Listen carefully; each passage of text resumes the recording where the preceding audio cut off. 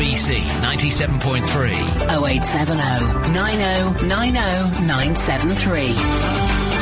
Nick Abbott. I'm listening, dear. You can talk to me.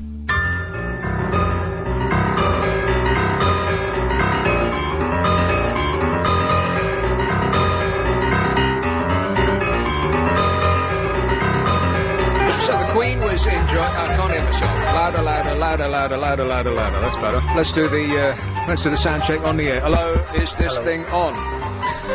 So the Queen was enjoying reggae at the Palace, was she? That was reported as fact by our excellent news service. Oh no, she wasn't. She wasn't anywhere near it. The Queen enjoys reggae. Hey, Your Majesty. Want to score some pot? Not very likely, no. So what was she doing then? Minding her own affairs. Da-da-da-da-da. I've got no idea. What does the Queen do? She's probably sitting watching Golden Balls, eating out of Tupperware. She queens. Yes, that's right, yeah. She queens around a bit.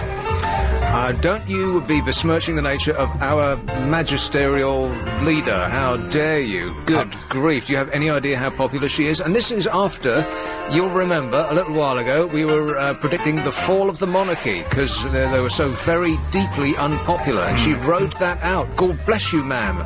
Well, it was a kind of turning point when it was the, her big anniversary thingy a couple of years ago. Oh, yeah, the big anniversary thingy. I remember it well, yeah. Did you go? What a time that was. Mm-hmm. Can you remember what that was? It was the one, wasn't it? It was the one that she had, the big concert in her backyard. Oh, yeah, the backyard. The Queen doesn't have a backyard. She has grounds. Grounds, sorry. Yeah. All right. Good grief. But how disrespectful. She had all this rock music going on in her. Brian May and his poodle hair. Yeah. Yes, Brian May.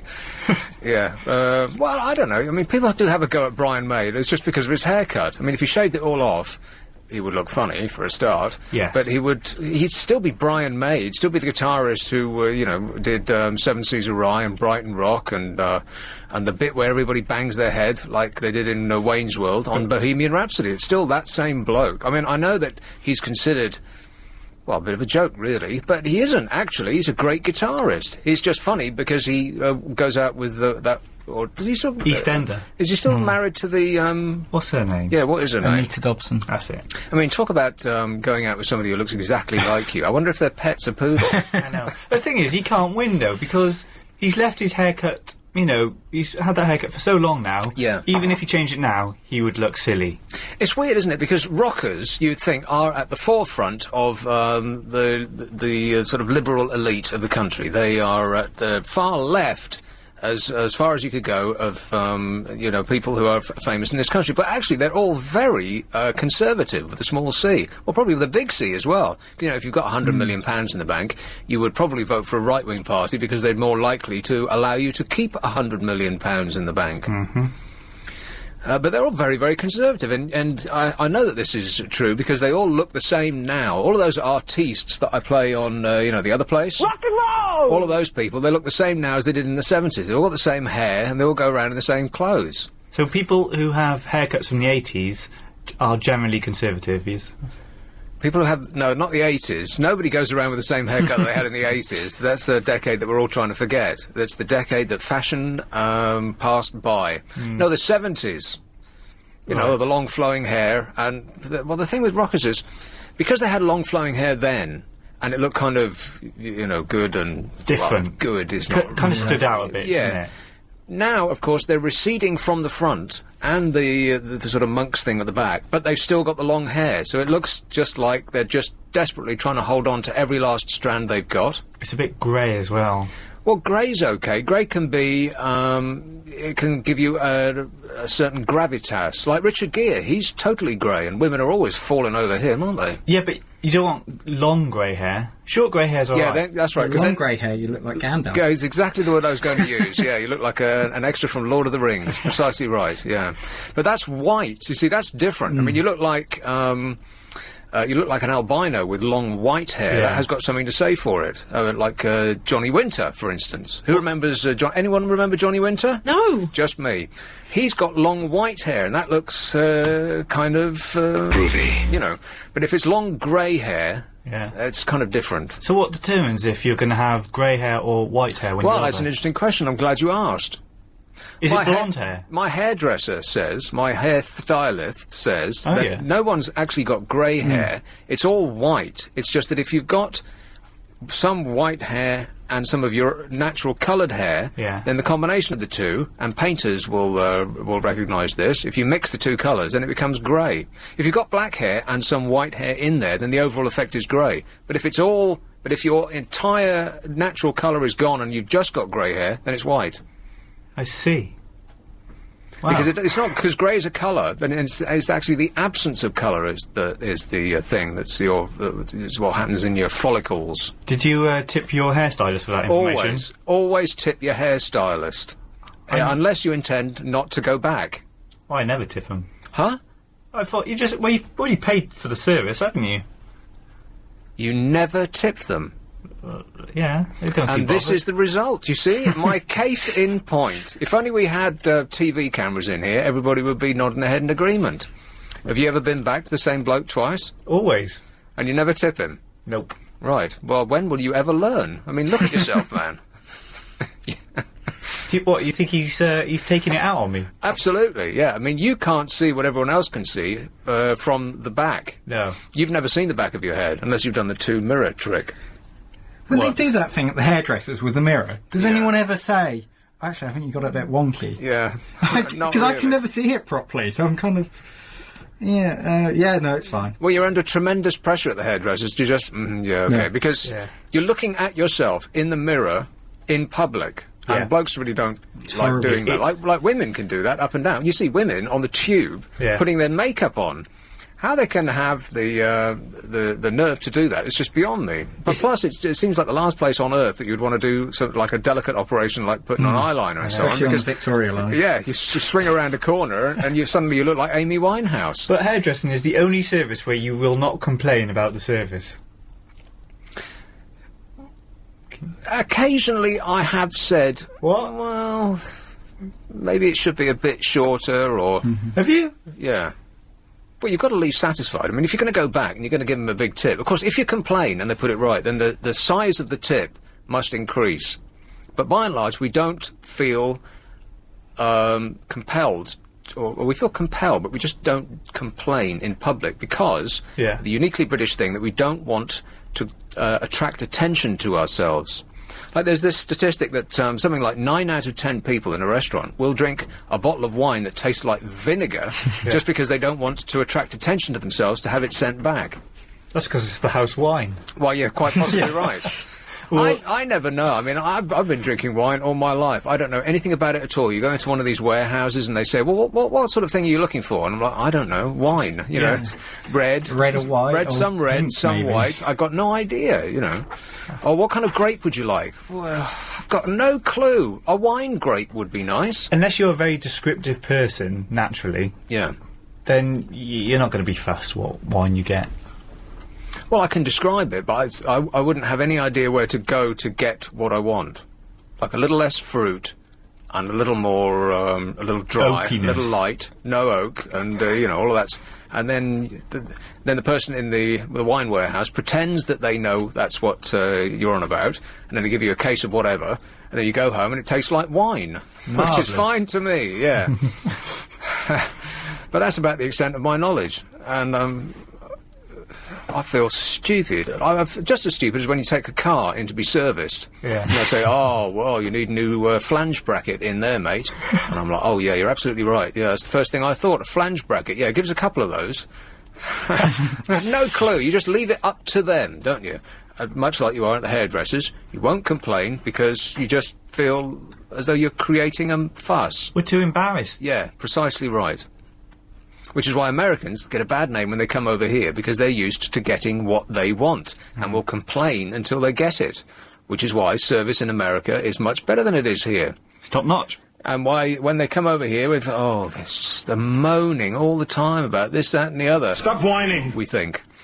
But that's just because that they're used to getting what they want, and we're used to not getting what we want. And we're happy with that. We're not happy with it, but we're happy that we can grumble to ourselves about it. Yeah, it gives us we did something this, to talk about. Yeah, we did this thing last night where I was trying to find out what Londoners would like, £14 million spent on to make them happier. Yeah. And we got virtually nothing at all, because I think that we like to be dissatisfied just so that we can grumble about things. Yeah. Maybe we should put that on the list. Not directly to the people that are responsible, but just to ourselves. Oh, you yeah. know, in an impotent kind of way, knowing that there's nothing we can do about it, but it gives us a little bit of pleasure to sort of grind the gears of displeasure. Wouldn't life be boring if everything was... Super. Yeah. It's 7:16, this is LBC. Oh, by the way, I'm not Nick Abbott. Oh, no. But this is Amanda Redman with the travel. Thanks very much. London's LBC 97.3. 0870 90 90 973. Nick Abbott. He is a very sick and dangerous man. Sick to the point that I don't actually know who I am, because just before going into that break I said, I am not Nick Abbott. I am actually Nick Abbott. I am not Ian Lee. Oh, no. I will be Nick Abbott until the day I die, which will be any day soon, along with the rest of us, if this thing with Russia gets any worse. Have you heard about this? No? Vladimir Putin, Vlad the Insaner, has now expelled 4 of our diplomats from Russia because we expelled 4 of his diplomats from here. Sounds fair. Tit for tat. I know, it's like children, isn't it? This is the diplomatic service. They're supposed to be adults, grown-ups, and they're just like children. It's like, oh no, it's my balls. It's weak, isn't it? It is. I mean, we know that we're not going to prosecute the guy who killed, what's his name, any more than we're going to... any more than Vlad the Insane is going to come over here in handcuffs. I mean, it's just not going to happen, is it? Is Vlad actually going to try him in his country? Yeah, sure, that's what he'll do. Yeah. Right. Okay.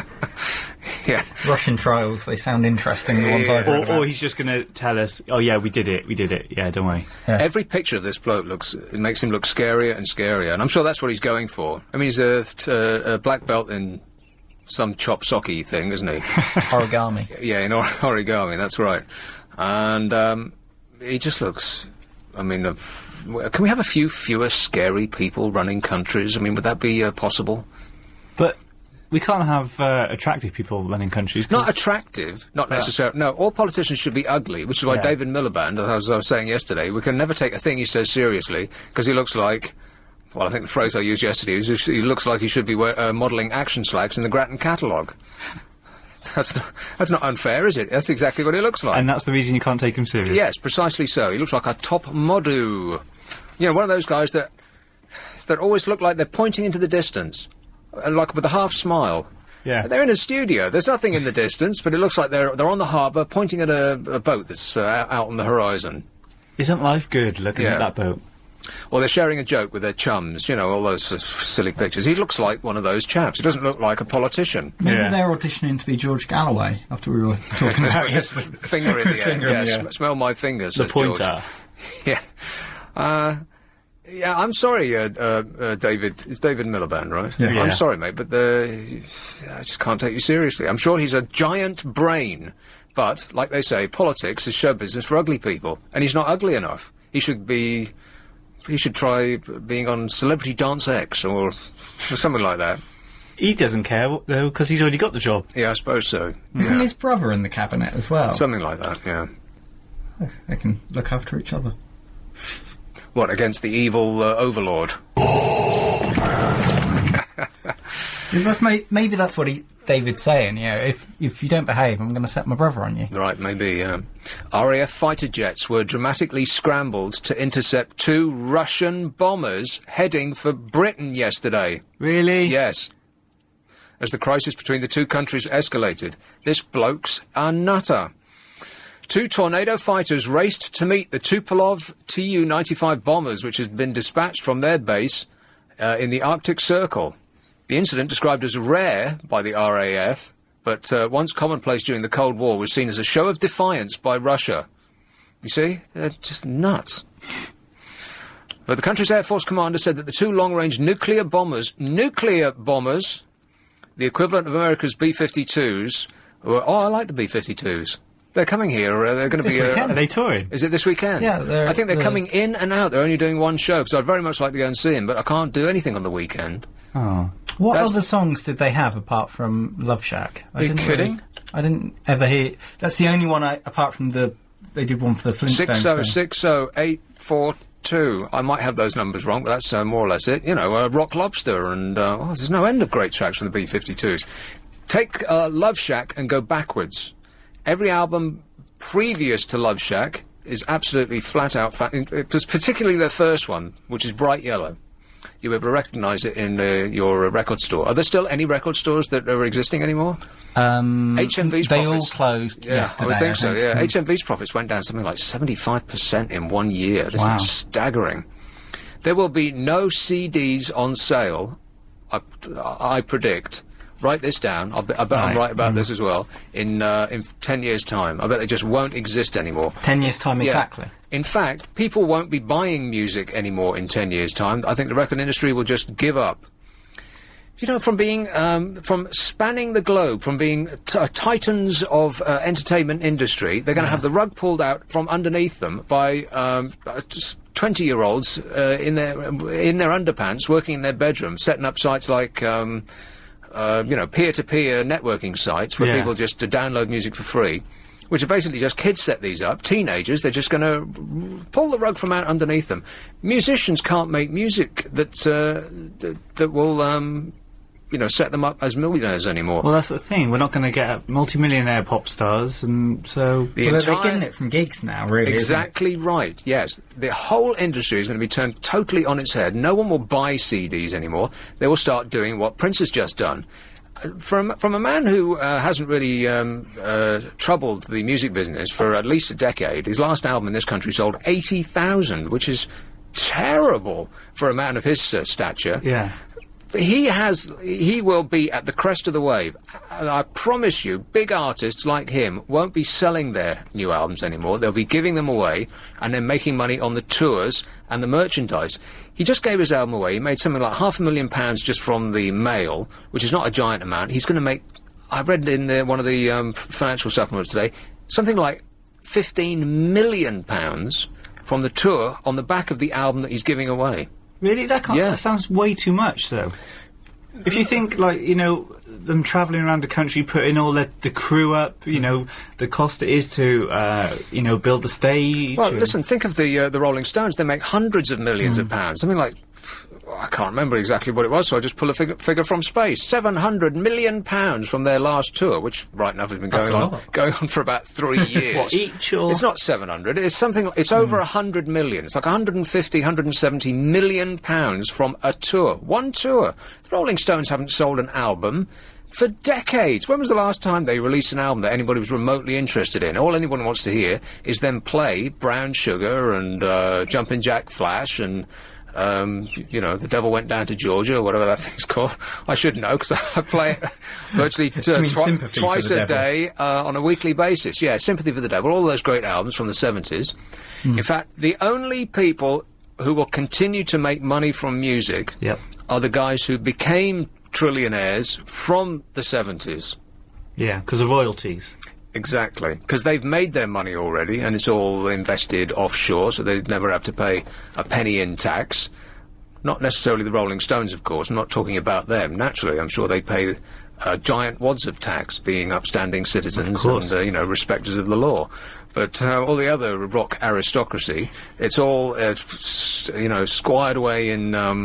not squad, but hidden away in labyrinthine accounts offshore in, you know, 56 different companies, which absolutely ensures that they never pay a penny on tax. You know, like those all those criminals in the City of London. All those people who are driving their Bentley home from work right now. But the thing is, artists like now and in the future... They can't just keep touring all the time, because... I'm afraid that's what they're going to have to do. Once people have seen them, they won't want to go and keep seeing them. People do. People go to, like, every day. You know, like fans. Well, the Rolling Stones, they come around once a year. They've been doing that for as long as anyone can remember. And people just continue to want to go out to see them. And the prices keep going up, and people just still want to go and see them, because it's the Stones, man. And people want to go and see the Arctic Monkeys, who are, you know, the opposite end of the scale. They're barely 12 years old, and they pack every venue that they show up at. I think... That's the way of the future, boys and girls. You've got to have an act. Which is kind of disproved by the Arctic Monkeys, because they absolutely don't have an act, do they? They just stand there and play it. But everybody loves them anyway. It's baffling. Yeah, it is baffling. But that's the future of music. I could think of nothing worse than going to a gig. Really? Yeah. Yeah. Even if it was free. I say I gave you a pair of free tickets to your favourite... Who's your favourite band? I don't know. You don't know? No, I really don't. Well, what was the last CD you bought? Well, hold that thought. Good grief. UK Online's business broadband is ideal for... LBC 97.3 0870 90 90 973. Nick Abbott. I was hoping I could get my nails clipped and out of the way before you got here. I've seen people do that in the tube as well. I mean, you see women putting their makeup on the tube all the time. How busy would you have to be to go out of the house without putting your makeup on so that you would put it on in public on the tube? I've seen people do it in their cars. While they're driving? Yes. Yeah, yeah, that's not what the mirror in your sun visor is for, ladies. But I've also seen people clip their nails on the tube. No, it's foul. That really is disgusting, isn't it? I mean, why? I don't know, but it just makes my skin crawl when I see people doing that in public. Well, it's because it's a bit unpredictable where that nail is going to fly to, isn't it? Thing, yeah, that's right. It doesn't make my skin crawl as much as watching Jeremy Kyle, but even so. Here is Mill Hill. Hello, James. Hi, how you doing? Good, thanks. I just going to quickly say I actually once saw someone on a train on the way to, I think it was West Hampstead.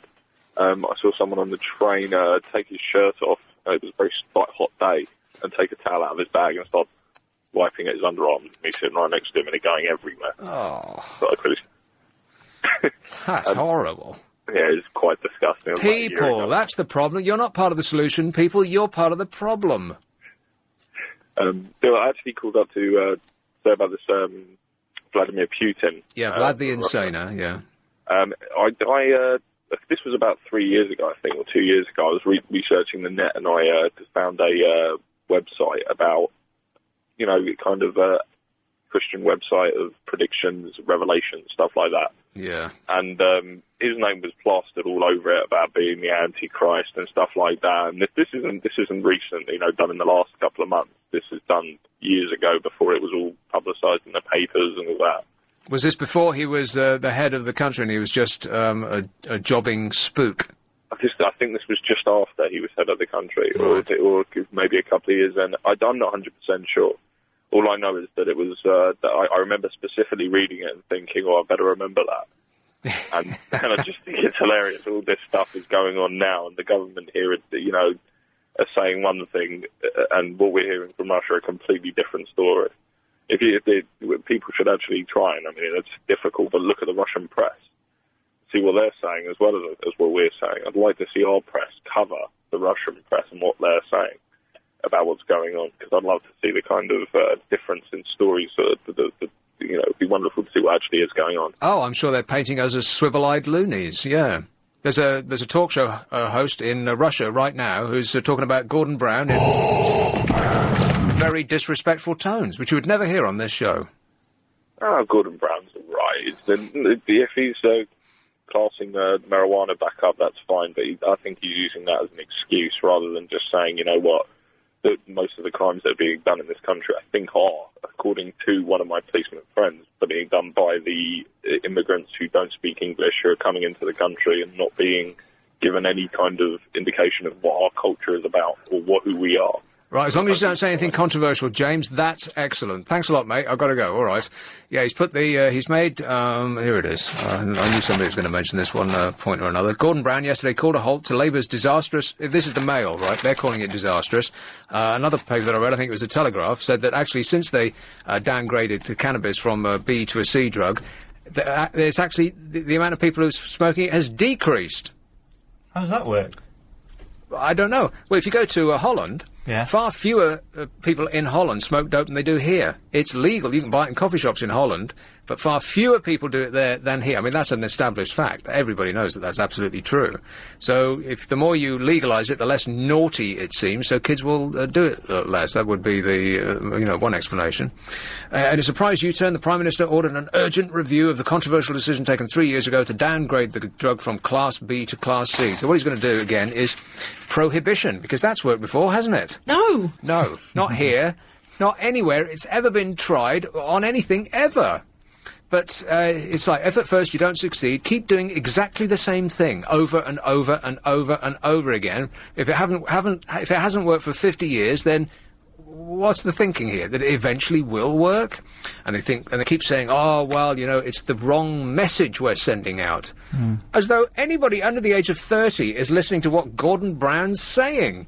No one cares what the message from the government is who's smoking dope. I mean, it's just comical. It really is. It's just... Maybe that's why they're admitting to, when they're at university, smoking it now. Was in the papers today, to make it seem not cool. That's the only way. Home Secretary Jackie Smith today admitted that she smoked cannabis as a student. Hey, Jackie. Want to score some pot? You know what? Here's the shocking news. If anybody goes through university and doesn't smoke dope, that rather indicates a lack of an inquiring mind, don't you think? Can anybody honestly put their hand up and say that they went through the university system and never came across marijuana? I don't believe you. I think the government just do it just to make it look like they're doing something. Yes. That's all it is. Well, Gordon seems to be... he seems to be bringing up his religious roots. He stamped on the gambling thing, and now he's going to stamp on the drugs thing, and pretty soon it'll be illegal to have sex outside marriage. See, now he's the leader of the government. Didn't even think about it. Now he's the leader of the government. He's just got to have hand in every pie. Yeah, he's got to stamp his authority on the country and make a stand on certain easy issues like this. No one's going to stand up and say, don't reclassify cannabis, because it'll make you look like a stoner. So no one's going to say it. And also, the people that definitely don't want that are also going, So it's like a no-brainer. You can't lose, because nobody's going to remove their vote from you if you are stern about it, and no one's going to vote for you if you're not, because the people who are smoking dope don't go out and vote. So it's an easy one, this. You just get maximum points from the Daily Mail, and then you can go back and put your feet up and spark up a cigar and look for another brown bounce in the polls. Here's Golden Green. Hello, Stephen. Hi there. You mentioned before that rock stars, they illegally and they're like criminals when they put money offshore. Well, I didn't say they were like criminals. I said the people in the city were like criminals. Yeah, because to be quite honest, there's no hiding the money abroad. They illegally place it abroad, and the revenue knows about it. There's nothing illegal about offshore accounts and offshore companies. Well, that's not true, because just recently there was an amnesty for people who did have offshore accounts, so they have been squirreling it away from the government, so it's completely the opposite of what you just said. That's why they do it. They hide their money in labyrinthine accounts with all of these different companies that appear to have nothing to do with what they're actually doing. I mean, if they were going to be upfront about it, why put your money offshore? Why don't you just go down to the high street and stick it in Barclays? Other banks are available. Here is, it's Aid, who, I don't know what to call you anymore, mate. I mean, that's just weak that I keep calling you Aid who can't get laid. I'm not going to do that anymore. Burton on Trent. You call it once you call me. Yeah, right. But I call you, so that don't really work. I mean, there's a few suggestions I could think of, but, you'd probably take me up on them. I've got no idea what you're talking about now, mate. But yeah, to do with the toilets and that you keep on about, but, I don't really want to go down that sort of route. Stop giggling, boy. I just get so hysterical when talking to you. Right, well, it's like you're on helium or something. Not helium, but it's like you're on laughing gas. Have you been to the dentist lately? You just can't stop giggling. Stop giggling! Oh, now my secret's out. Hey, I don't know if I'm the only one that thinks this. Every time I hear the name David Miliband, the name Miliband, I'm thinking the Joker to myself. The Joker? Because it reminds me of Steve Miliband, but because the surname's the same. That must just be my warped mind. Who's Steve Miliband? The Joker. The Joker? What, is Batman? No, the song The Joker. Steve Miller? I thought it was Miliband. Miliband.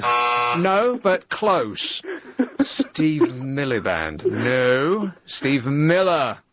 You know nothing about... Rock and roll! Oh, you're not paying enough attention when you play it. Yeah, exactly, yeah. I'm transported back to the 70s on a regular basis just recently. Have you been smoking Jackie Smith? No, she won't burn very well. So, power cuts, do you ever experience them around London, or is it just in sort of a backwards place like I live? You have power cuts? And just lately, I think over the last year, we've had about 6, without warning. Really? Yeah. And the thing is, nowadays, when you got power cuts, you sort of you don't know what to do with yourself because there's nothing you can do. You can't use, you can use your laptop 'cause it's charged, but you can't use the internet because the router's electric, so that's out. So, how long does the power go out for? I've never heard about this. Well, it was about an hour yesterday, was the latest one. Well, how often does this happen? I'd say it's about every 2 or 3 months, I'd say. What kind of a third world crappy country are we living in? In Burton-on-Trent, you get power outages without notice once every few weeks. That's ridiculous. You'd think this sort of thing would be in the papers. What explanation are they coming up with? Well, I mean, when you ring them off your mobile, and say, oh yeah, we're aware of the problem and... Stop bothering us. Huh. But, I mean, I expected it as a kid in the 70s, right? That used to happen on a regular basis then. But yeah, well, in the 70s, that's right. I can remember it well. The power cuts used to happen at 6 o'clock on the nose. They'd say 6 o'clock when that'd be the end of the power. And you'd all huddle in the living room, because I think it happened in the winter, didn't it? It was the winter of discontent, is that right, when the power cuts were all happening? And you'd huddle in the freezing cold of your living room, because you had electric central heating, and the only thing that had gas in your whole house was the cooker. And the lights would go off at 6, which meant the TV is out, the lights are out, everything's gone. I mean, in those days, of course, you didn't have computers or anything like that. But all you had was the radio. Yeah, we're listening to Caroline Ding Ding or something like that. Yeah, you had 2 channels. This radio, the home service, and Radio Caroline, yeah. Yeah. I know which one I wanted. What home service? Ding Ding, from a point at sea to the circles of your mind. Yowza. Yeah, I mean, in the 70s, you could sort of hook you can't do that anymore, you could hook a TV up to a car battery, like a portable one. Really? You ever do that? No, I've never heard of that. So, yeah, I mean, we used to, it was like an old black and white thing, but, better than nothing. I suppose so, yeah. You could watch all one channel, yeah. And I think it was Brucey then, as it is now. Is it still on? I think that man must be covered in hey, look, we're past the break. He must be covered in Teflon, because, or shrink-wrapped. Perhaps he's shrink-wrapped. He just never seems to age. At all, he just keeps on going like a Duracell bunny. Anyway, listen, Aid, I've got to go, all right? Okay, Keep chuckling. Will you do that for me? Yeah, I'm one of the Chuckle Brothers, yeah. Thanks a lot, mate. This is LBC. Here's Travel Now with Amanda Redmond. Thanks a lot, Nick. Well, that crash still, I'm afraid, caused... LBC 97.3. 0870 90 90 973. Nick Abbott. Right, so what are we doing? I'm glad you asked, Carol. We are doing Mr. Lister. Good evening, Nick. Philip. I was in a second-hand record shop today, Nick, having a wander around, see what they had. Oh, yeah. And I've got a list here of some of the ones I think you want to put on your Christmas list. I doubt it. Black Sabbath, Sabotage for £8. Is this on vinyl? Yeah. Right. Yeah, so what about, are you a fan of... Well, I play them a lot elsewhere, but I can't say I'm a fan, no. No, I saw that. I mean, actually, it was the first one I saw. So I thought, I must make a note of that. But the interesting ones, Nick, they have got... They put the covers on the walls and they keep the records separate from the rare ones. They had 3 Beatles LPs, and each one was £600. Oh, why? Well, the only thing I can think of is that it was rare, and the condition it was in. Well, what were they? Well, they were Something New by the Beatles. Something new? Something New, yeah. I never heard of it. It was as I was saying to Chris, I suspect that they're the American editions. Right. That they've got hold of. And Beatles 6, £600. Beatles 6? Yeah, V1. That's 6, isn't it? V1? V1 is 6. Oh, good, I won a prize. Yeah. Would you like to go for the car? Oh, yes, please. I've never heard of that one either. No. The Beatles' second album, £600. Blimey. And as I say, the covers were interesting as well. I know that in America they redesigned the covers, didn't they? They're different to the ones we had here. Probably, yeah. And I did think, I'm sure I saw the Capitol logo on it, so that would make it America, wouldn't it? Weren't they on Decca here initially? No. Well, no, Decca turned them down. EMI. EMI. I think they've always been on EMI, haven't they? Apart from the early days, when they were before they really started. I've only got one Beatles album on. Well, no, it's not an album. It's an EP of their first 4 singles. I've still got that on vinyl. How much is that worth? Wow, I mean, you'd have to go down there and ask them. I'm sure they'd be able to tell you. I think they've got a website as well. So, right. But you're talking about EPs. It's strange you should mention an EP. Did you buy anything, by the way? No, I didn't. It was interesting. It was one for £60 that I bought on reissue for £6. What was that? That was Jan and Dean. Oh yeah, Batman. Jan and Dean did Batman. Well, yeah. What it was, they did a whole LP of songs associated with the Batman TV series. Really? And I didn't know this. And funny enough, this Glenn Campbell was on Ian's show not long ago. And he was saying... Glenn Campbell was on Ian's show? Yeah. Glenn himself? Well, he was Glenn on the phone. Campbell is still alive? He was on the phone. Huh. And he said that he had been on the backing of all the Jan and Dean songs. Is that right? I did not know that. The Rhinestone Cowboy himself? Yeah. Huh. And I think he also did work with the Beach Boys. But the EP I saw, Nick, was Guns N' Roses. Right. JP, does that ring a bell? JP? Yeah, that was the title of it. JP? Yeah, I don't know what it stood for. No, I've never heard of that either. And it was £75. A bargain at half the price. Yeah. There was a group, there was one for £1. I've got some pound ones for you, so you know. Have you ever heard of the Thumbs? The Thumbs? Yes. No, I have not. Oh, they had you could have, for £1, you could have Make America Strong by the Thumbs. No, I don't want that. Oh. Should I Stand by the Clash? Should I stay or should I go? Oh, sure, I thought it said, Should I Stand? Well, Should I Stay or Should I Go, I know by the Clash. Should I Stand, I don't. How much was it? It was £12. £12? Yeah. What else we got? The Smurfs.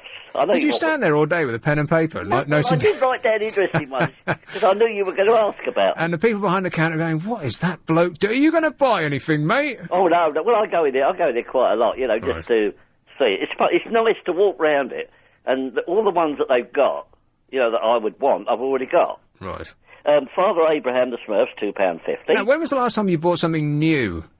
When did it? Well, what do you mean a new artist, or... I mean, we tend to stick with the music that we liked in our youth, and a lot of people just don't listen to anything other than what they used to buy when they were teenagers. I used to, Nick. I mean, if a song comes on the radio or I hear a song, I like it, I'll buy it regardless of the artist. Right. Well, I did up until about 10 years ago, but nowadays, I can't remember. I like country music, so it would be something in the country music field that I would possibly buy. Yeah.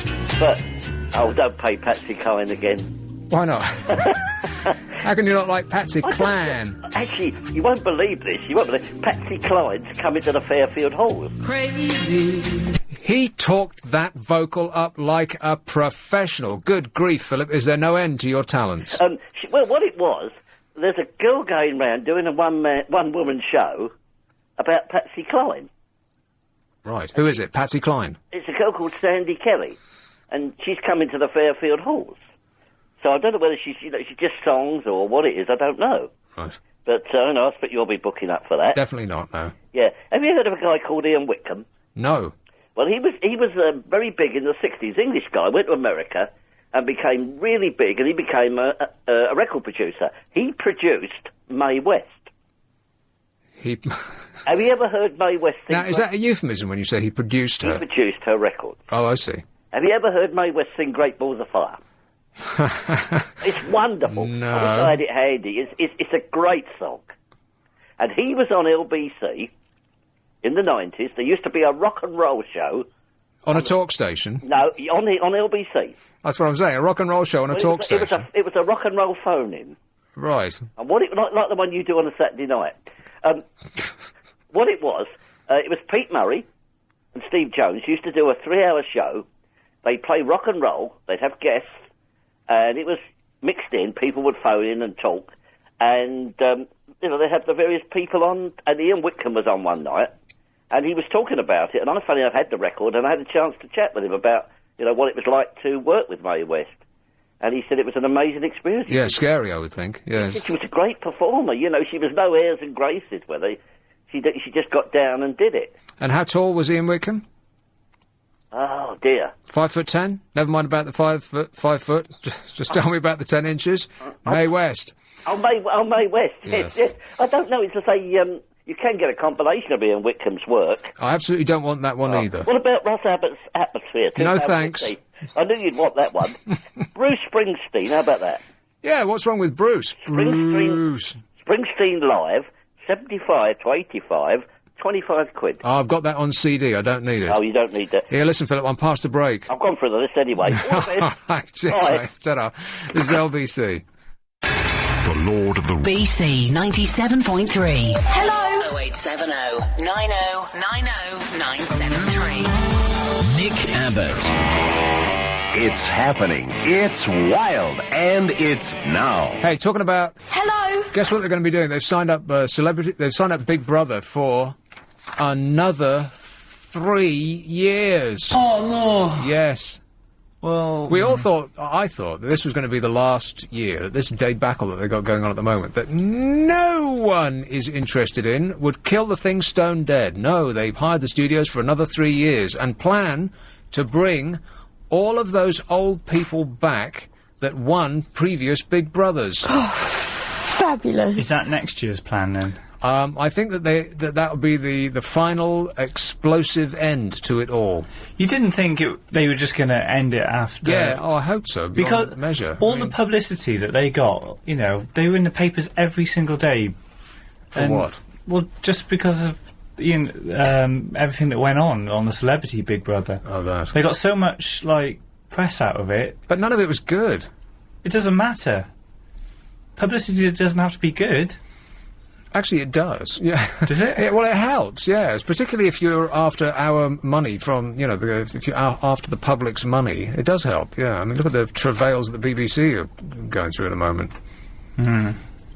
Not all publicity is good if you're after the public's money. But I don't think people will boycott watching programmes on the BBC because of it. No, well, they won't boycott it. They'll just... Yeah, well, let's leave the BBC to one side. They won't boycott Big Brother. They just won't watch it. I mean, not watching it and boycotting it are two completely different things. They just won't be very interested anymore. And we aren't this year. I surprise myself every now and again by flipping up and down the dial and coming across the programme. I forget that it's on. I'm sure everybody else does too. Those people, when they come out, they're going to be very upset that they're not instant stars, and the velvet ropes will not be parting for them because people will be saying, "Who are you?" "Oh, I'm on Big Brother." "Oh, no, not this year, dear." But no, another 3 years, and they're going to be bringing all of the old folk back. Oh, no. Yeah, maybe even him. LBC 97.3. 0870 90 90 973. Nick Abbott. Hi, honey. How are you?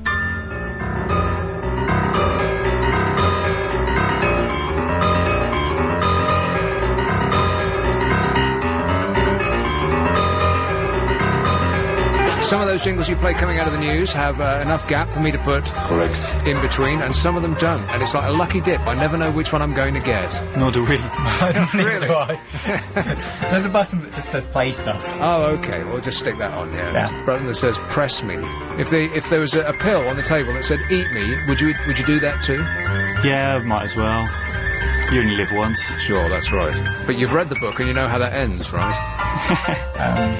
Yeah. Oh, we don't want to give away the ending, though. Oh, no, that's right. Yeah, sorry about that. I was listening to Paul Ross coming in the car, and I had to turn him off again. Because he started telling us what was going to happen in a TV programme that I'm going to be watching. Sorry, Paul, had to turn you off. Because I hate knowing what's going to happen before I see something. Really? Yeah, what TV programme I'm excited about the Wire. People keep going on and on and on and on and on and on and on about this programme called The Wire. What's all that What about? is it? Well, that's the key. I don't know. I just know that people say it's tremendous, and they've had 4 series of it now. And the exciting thing is that it's made by HBO. You know, the company that does all of the great things. They do Sopranos. They do Larry Sanders. I've run out. What else do they Curb do? Your Enthusiasm? Yeah. Oh, do they do that too? Yeah. Well, that's tremendous as well. You see, they can't go wrong. And so if it's on HBO, it almost, by definition, has to be great. And this programme, The Wire, was made by HBO, and people are saying it's the greatest TV programme ever made. How can it be better than The Sopranos? Impossible. But hey. That's all we need is another, box set that we have to try and get through. Well, no, there's that's so so many. There's so many from the States at the moment. That's the thing, don't buy the box set, watch it on TV. Oh, no, that's worse, because you just have to wait a week for each episode. Yeah, you're right. I'd find that very frustrating, yeah. I mean, you know, if you're 24, you can only watch that on the box set. I completely agree. Or you do what I did in the last series, you just tape them all and keep them until the very last one and then watch them all at once. Oh, you got to be very disciplined to do that. Yeah, absolutely, yeah. How did you cope? Well, because I know how frustrating it is to watch, because in America, if it's an hour-long programme, it actually only lasts 40 minutes, because you get 20 minutes of adverts, which is... it's just impossible. And it's just so deeply frustrating that something that's so exciting, you only get 40 minutes a week. Because when it ends, I mean, talk about leaving you wanting more. Every episode, I'm throwing my head back going, no! You have to wait another 7 days. I know, but it's at that moment that, you know, you just want to continue that excitement or that adrenaline rush that you're experiencing. It's because it's like a film, and a film is satisfying when it's at least an hour and a half. I mean, these days you want 2 hours out of a film, right? And that's like 3 episodes. I think 4 episodes in a row without the adverts is completely satisfying. Oh, yes. 5 is too much. So you can watch the entire series, 6 4s of 24, in 6 days, as opposed to 24 weeks, which is just far too long, right? Oh, definitely. Then it builds up the excitement. They only tend to put 4 episodes on a disc anyway, don't they? Yeah. Yeah, which is quite good. I've just had the other day, I had a new disc come through of a series I was watching, and just sat down and watched the whole lot, because I had nothing to do that afternoon. 24? 24, yeah. Of course, the end of The Sopranos is coming up. And you think it would be possible to get to the point where they show it on television without knowing what's happened in the end? Because it's been shown in America. That's the irritating thing. A programme that's that exciting should be shown at the same time all over the world. But Channel 4 have kept it until the autumn, which is coming upon us quite quickly, boys and girls. Isn't that a depressing thought? I thought it was already here. Yeah. What is going on with... I mean, I know that it's our favourite subject in this country, but seriously, I'm not completely satisfied with this summer. This is rubbish, isn't it? Who do we complain to? I've got no idea. And you know what the depressing thing is? Not that it's this bad now, but that with this might be the effect of global warming. Not that we have long, hot, dry summers, which is what we're all rubbing our hands with glee and looking forward to, and leaving our TV on standby in hope that it might help. It might actually have the opposite effect. This might be our summers forever now. Does that mean that we don't have to do anything towards global warming anymore? You know, try and save the planet? It might just make it worse. It might continue to rain next year and be colder. You know, because some parts of the planet are having... You know, you don't have to go very far. You just have to go to Central Europe, and it's 113 degrees there. And they've got no water at all, and people in Italy are being instructed by the government not to wear ties. What? As a government edict, do not wear ties. Government employees are being instructed to leave their ties at home, because if you open, you know, in the Italian manner, if you open your shirt a couple of buttons, it will the heat pours out of your shirt. I mean, you've experienced that, right? Yeah. And so that you will use less air conditioning, because they've had power outages in Italy because of the demand on air conditioning, and as has been previously explained, it is a third world country, and their infrastructure is a bit shaky. Like in Venice, for instance, if you plug your electric razor and a hairdryer in at the same time, the whole house goes out. Well, maybe it's Central Europe that are causing global warming, and obviously we're not. Really? Because we're not getting the heat waves. Right. Well, then we should load up the missiles immediately Here is Electric Parade. Hello, Tallulah. Hello, you. Hey, you. Hey. How are you? I'm very confused. Well, you know why? No. I have two reasons. First, I don't have power cuts, but I have internet cuts, and it just gets on my nerves. Since a month, so often that it's unbearable. Internet cuts? Yeah. I don't have internet during the day at all nowadays. What? Really? What's the first letter of your internet company? The one that has just changed to the... No, just tell me the first letter of it. Well, it's just a cable company. V. V, right. Okay, I think that narrows it down, doesn't it? Of all the letters in the alphabet you could have told me, that's about the most obvious one. Right. Well, complain to your internet provider. How about that? I did, and then they cut me off. For your impudence. Quite right, too. Well, you know what? You can be polite and say what you what you think. I learned this. You can't be polite and say what you think. Is that what you said? You can be you polite can. and still say what you think, yeah. I try to be polite at all times on the phone, and people are always getting the hump with me. Maybe it's just the tone of my voice, but I try to be nice, and in fact, I try to be overly nice and sweet up to people on the phone. And people are forever getting the hump with me on the phone. It is exactly what I do. It was going from one extreme to the other. I'm then so polite that I'm taking the... Maybe that's what it is, yeah. I think so. But you know, the most frustrating thing is, I did not have a passport for a whole year because it ran out, and then I finally went to the German embassy and got it, but I didn't get it until via the post. So actually I see the card, and I can pick it up from the post, and the same day I get a telephone call to see if I was interested to come on tour with Skirt School, just as hanging around with them. Girls' School, the rock band Girls' School, right? Yeah, to Germany. Okay, I get my budgie sitter, and I do everything. A budgie sitter, yes. Yeah, but, I never go back to bed until 5 o'clock in the morning. Right, because you're living that rock and roll lifestyle. Yeah. Yeah. So 5 o'clock in the morning is still the same day from that day.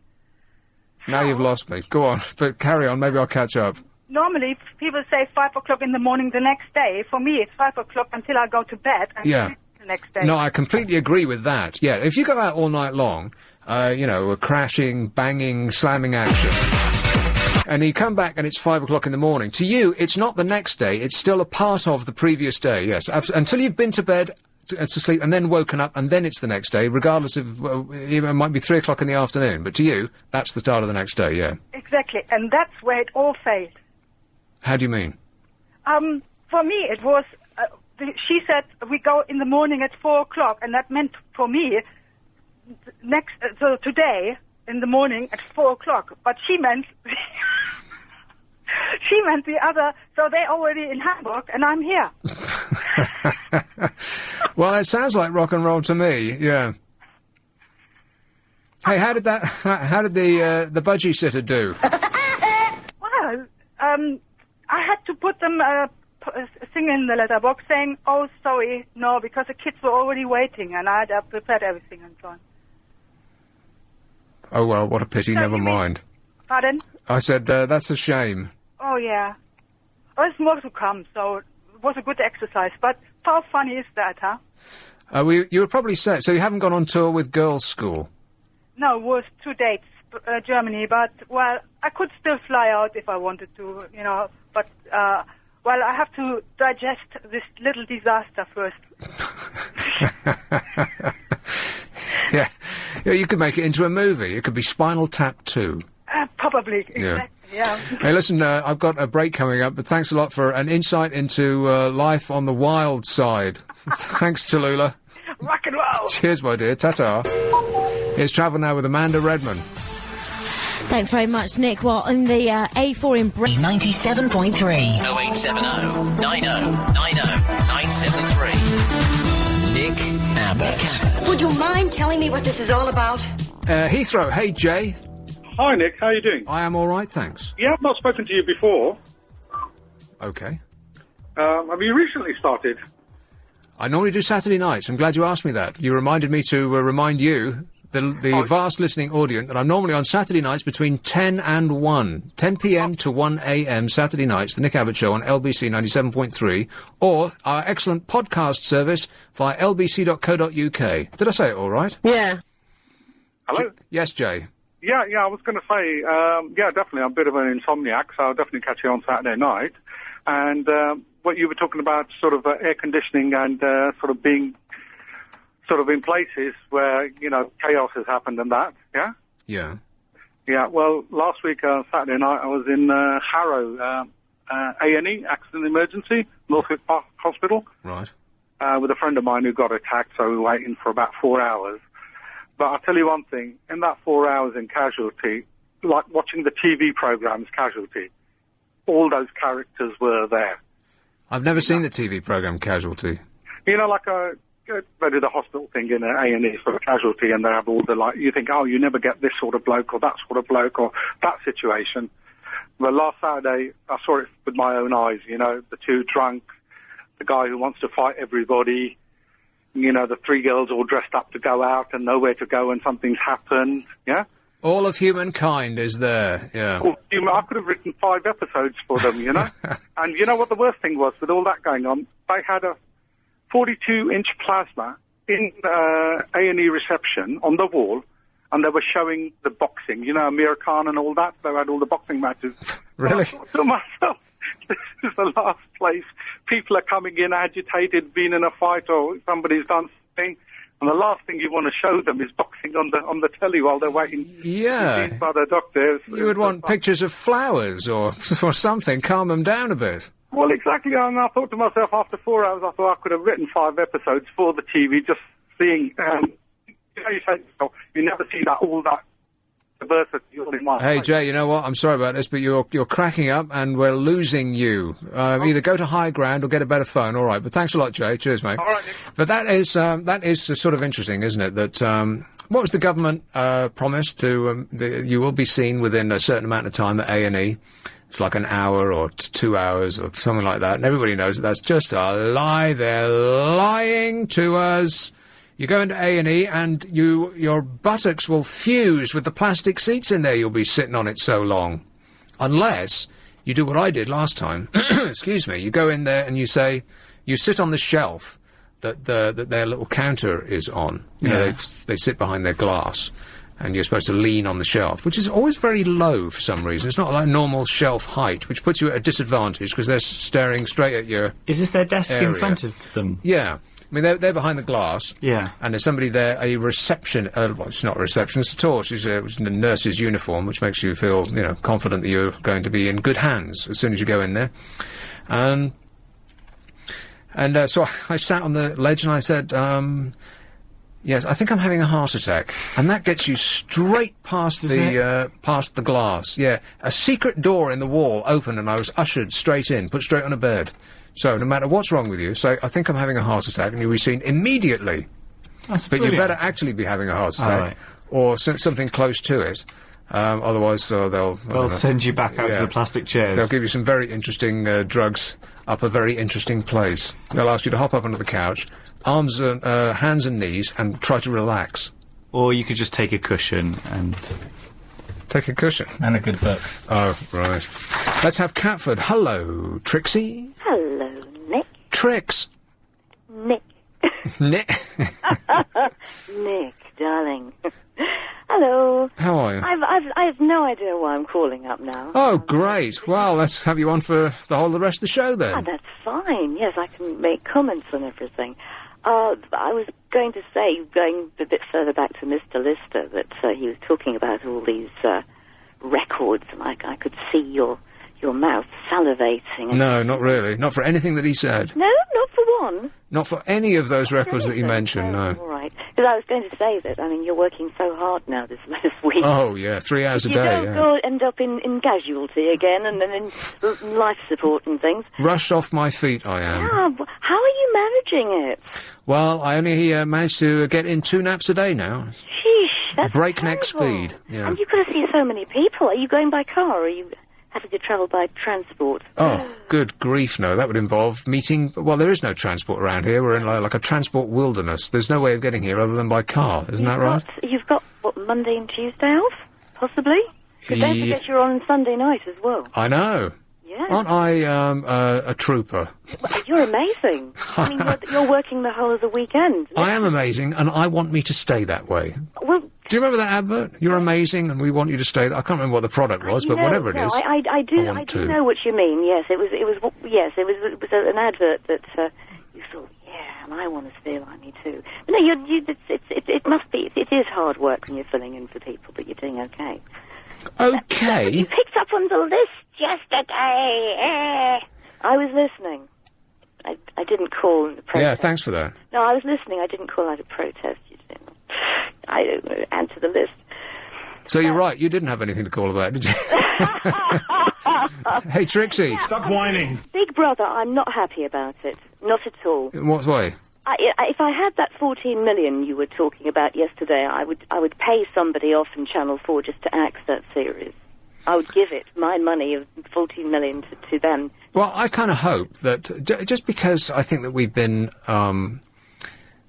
abused by TV people for far too long, they do treat us like absolute idiots, and the fare that they're shoveling at us is an indication of that. And you know what? Up to this point, we've been eating it ravenously, consuming it in great amounts we have, until right now, and I thought, aha, the worm has turned.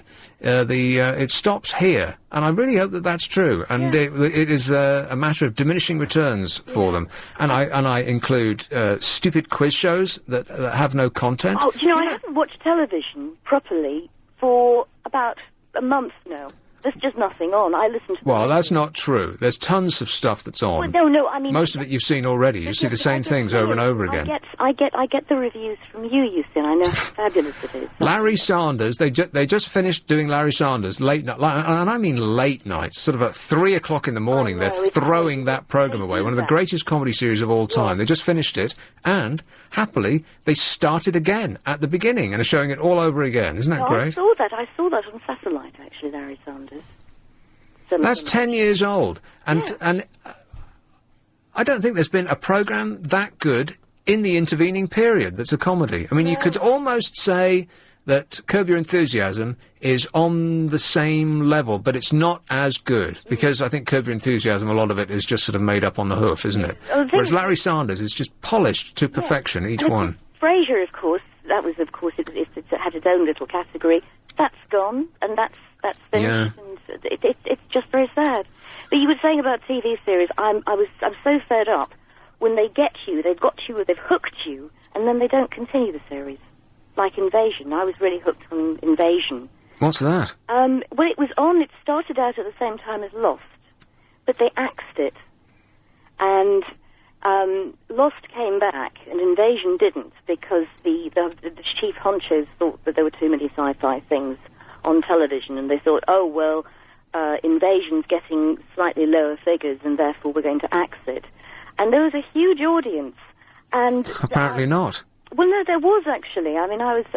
But you? There was me, and there was... You do not constitute a huge audience, Trixie, no matter how big you are. I'm sure some... Come on, Invasion people, call back. And they said they might bring a special, just to sort of summarise it or something. Yes. But it does make me angry when they hold them back, and you find... I know, you sound so angry, Trixie. Calm down, dear.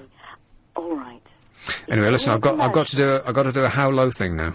All right, I just wanted to remind you that Kelvin, your ex-boss or whatever, said that 3.5 million people watch Big Brother. 3.5 million people do watch Big Brother, but I think they want twice that amount. Yes, well... Yeah. OK, listen, Trix. Bye-bye, madame. Ta-ta. We have a How Low auction going on at the minute for a 32-inch Philips LCD TV. These are very good. You know the thing that we had earlier on with Paul Ross, that went for £1.30 something? I can't remember what it was. What was it? It was something very good. I think it was was it a Hewlett-Packard laptop? Possibly. Right. Whatever it was given away for virtually nothing at all. The spare change in your pocket. The How Low auction at the moment is a reverse auction for a 32-inch Philips LCD TV. That is the person with the lowest unique bid what wins the competition. It is HD ready with a built-in free view, so that's one less box, right? One less thing to collect dust. It's got Pixel Plus digital picture processing technology. Oh, it's very good. It comes with a stand that can be hung on the wall. It's ambidextrous. It's sleek, it's glossy, it's smooth and black. To bid, text LBC plus your bid in pence to 88821. For example, if your bid was £2, you would bid, or text rather, LBC 200 to 88821. Is that clear? So the lowest unique bid wins. Yeah, that's the lowest unique bid in pence that nobody else says gets it. I would bid 6 pence. Because you wouldn't think that anybody else would bid 6, especially now I've said it on the air. Everybody, oh no, I won't do that. I would do it. In fact, I might do it. I'm excluded from this, aren't I? No members of LBC or their families or anyone they've ever met can enter this contest. It's the law. Can I have one of those phones, by the way? I mean, I've got a TV, but I don't have one of those phones that we were given away the other day. Can I have one? Tell people how they can bid first, and then I'll find out. Bids cost £1.50 plus your standard network rate. Lines close at 11:30 p.m. this evening. Bidders must be over 16. See lbc.co.uk for full terms and conditions. Did I say it right? Yeah. So can I have one? Afraid not. Oh, please. Well, no, actually no. Huh? What if I say, oh, go on? Well, if you're going to say it like that... I really want one. Stop whining. It's always a good idea to get an London's LBC 97.3. 0870 9090 973. Nick Abbott. Well, let's get back to it. Did you hear about the chap who bought a PlayStation on eBay and found something in it that he wasn't expecting? What was in it? I'm glad you asked. A schoolboy who bought a PlayStation 2 on eBay found some money in the game console's box. Just in the packaging box, or...? Yeah. Okay. £44,000. No. Really? A 16-year-old paid £95 for the PlayStation 2. You know what? That's an excellent investment, isn't it? Spend 95, get 44 grand. But you don't get the Blu-ray player with that one. It was supposed to come with 2 games, and when it arrived, the games were missing. Instead, he discovered well, this is in America, 65,000 euros. I'm thinking, what's that sign? It's a euro. It's a euro. Well, it looks very much like a pound. What does a euro? Oh, yeah, it's kind of a bit... It's a double squiggly line across it. Across something that looks like an E. Yeah. I'll have an E, please, Bob. That's right. But it looked like £65,000, and then the amount in pounds in brackets after it. And I thought, oh no, it must be dollars. Surely if there was 65,000 euros in the box... Yeah. Was there any actual room for the computer? You wouldn't have thought so, yeah. That takes up a lot of room. Yeah, it would, yeah. Not money. The boy's parents called the police. What? The police are holding the cash as the suspected proceeds of crime, but it is possible the boy could apply to keep the money under the Police Property Act if the rightful owner is not traced. Can you do that?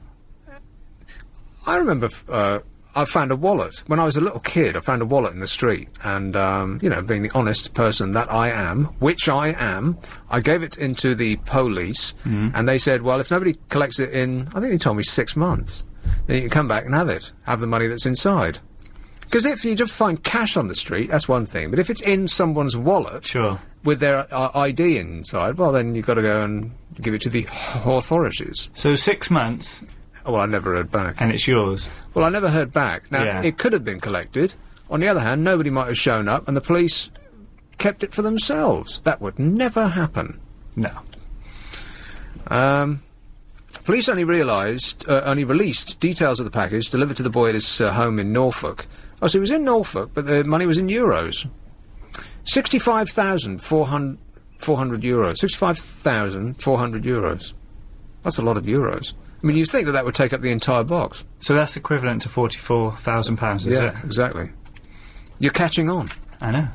An Norfolk police spokesman said, our economic crime unit is looking into the audit trail to establish where this money came from. All policemen talk the same, have you noticed that? This is It's part of the training. Yeah. It is a live inquiry at the moment, but nobody has been arrested. The boy discovered the cash when he opened the box containing the console. To say he was surprised is a bit of an understatement.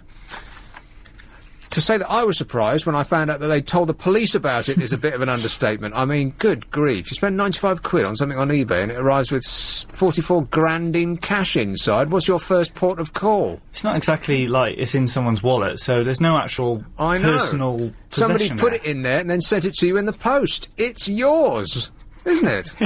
You call the police? Why would you do that? Because maybe you think, oh, that amount of money, it might have something to do with drugs. Yeah. You know. So? You don't know that. So you don't want to end up with that money in, drug dealers come around your house looking for that money, do you? Right, yeah, you got a good point there. Yeah. Yeah. I suppose they would know where it ended up because they'd have posted it to you in the first place. Exactly. Yeah. They might be just using your house as a safe. Yeah, but they would only know that you had handed it into the police if they read about it in the paper. And of course, if you were the recipient of this money, yes, you wouldn't know that it had shown up in the paper. And so you would have handed it to the police thinking that they are going to show up for it anyway. And what are the police going to do? Stick somebody outside your house for the next year just in case? Of course not.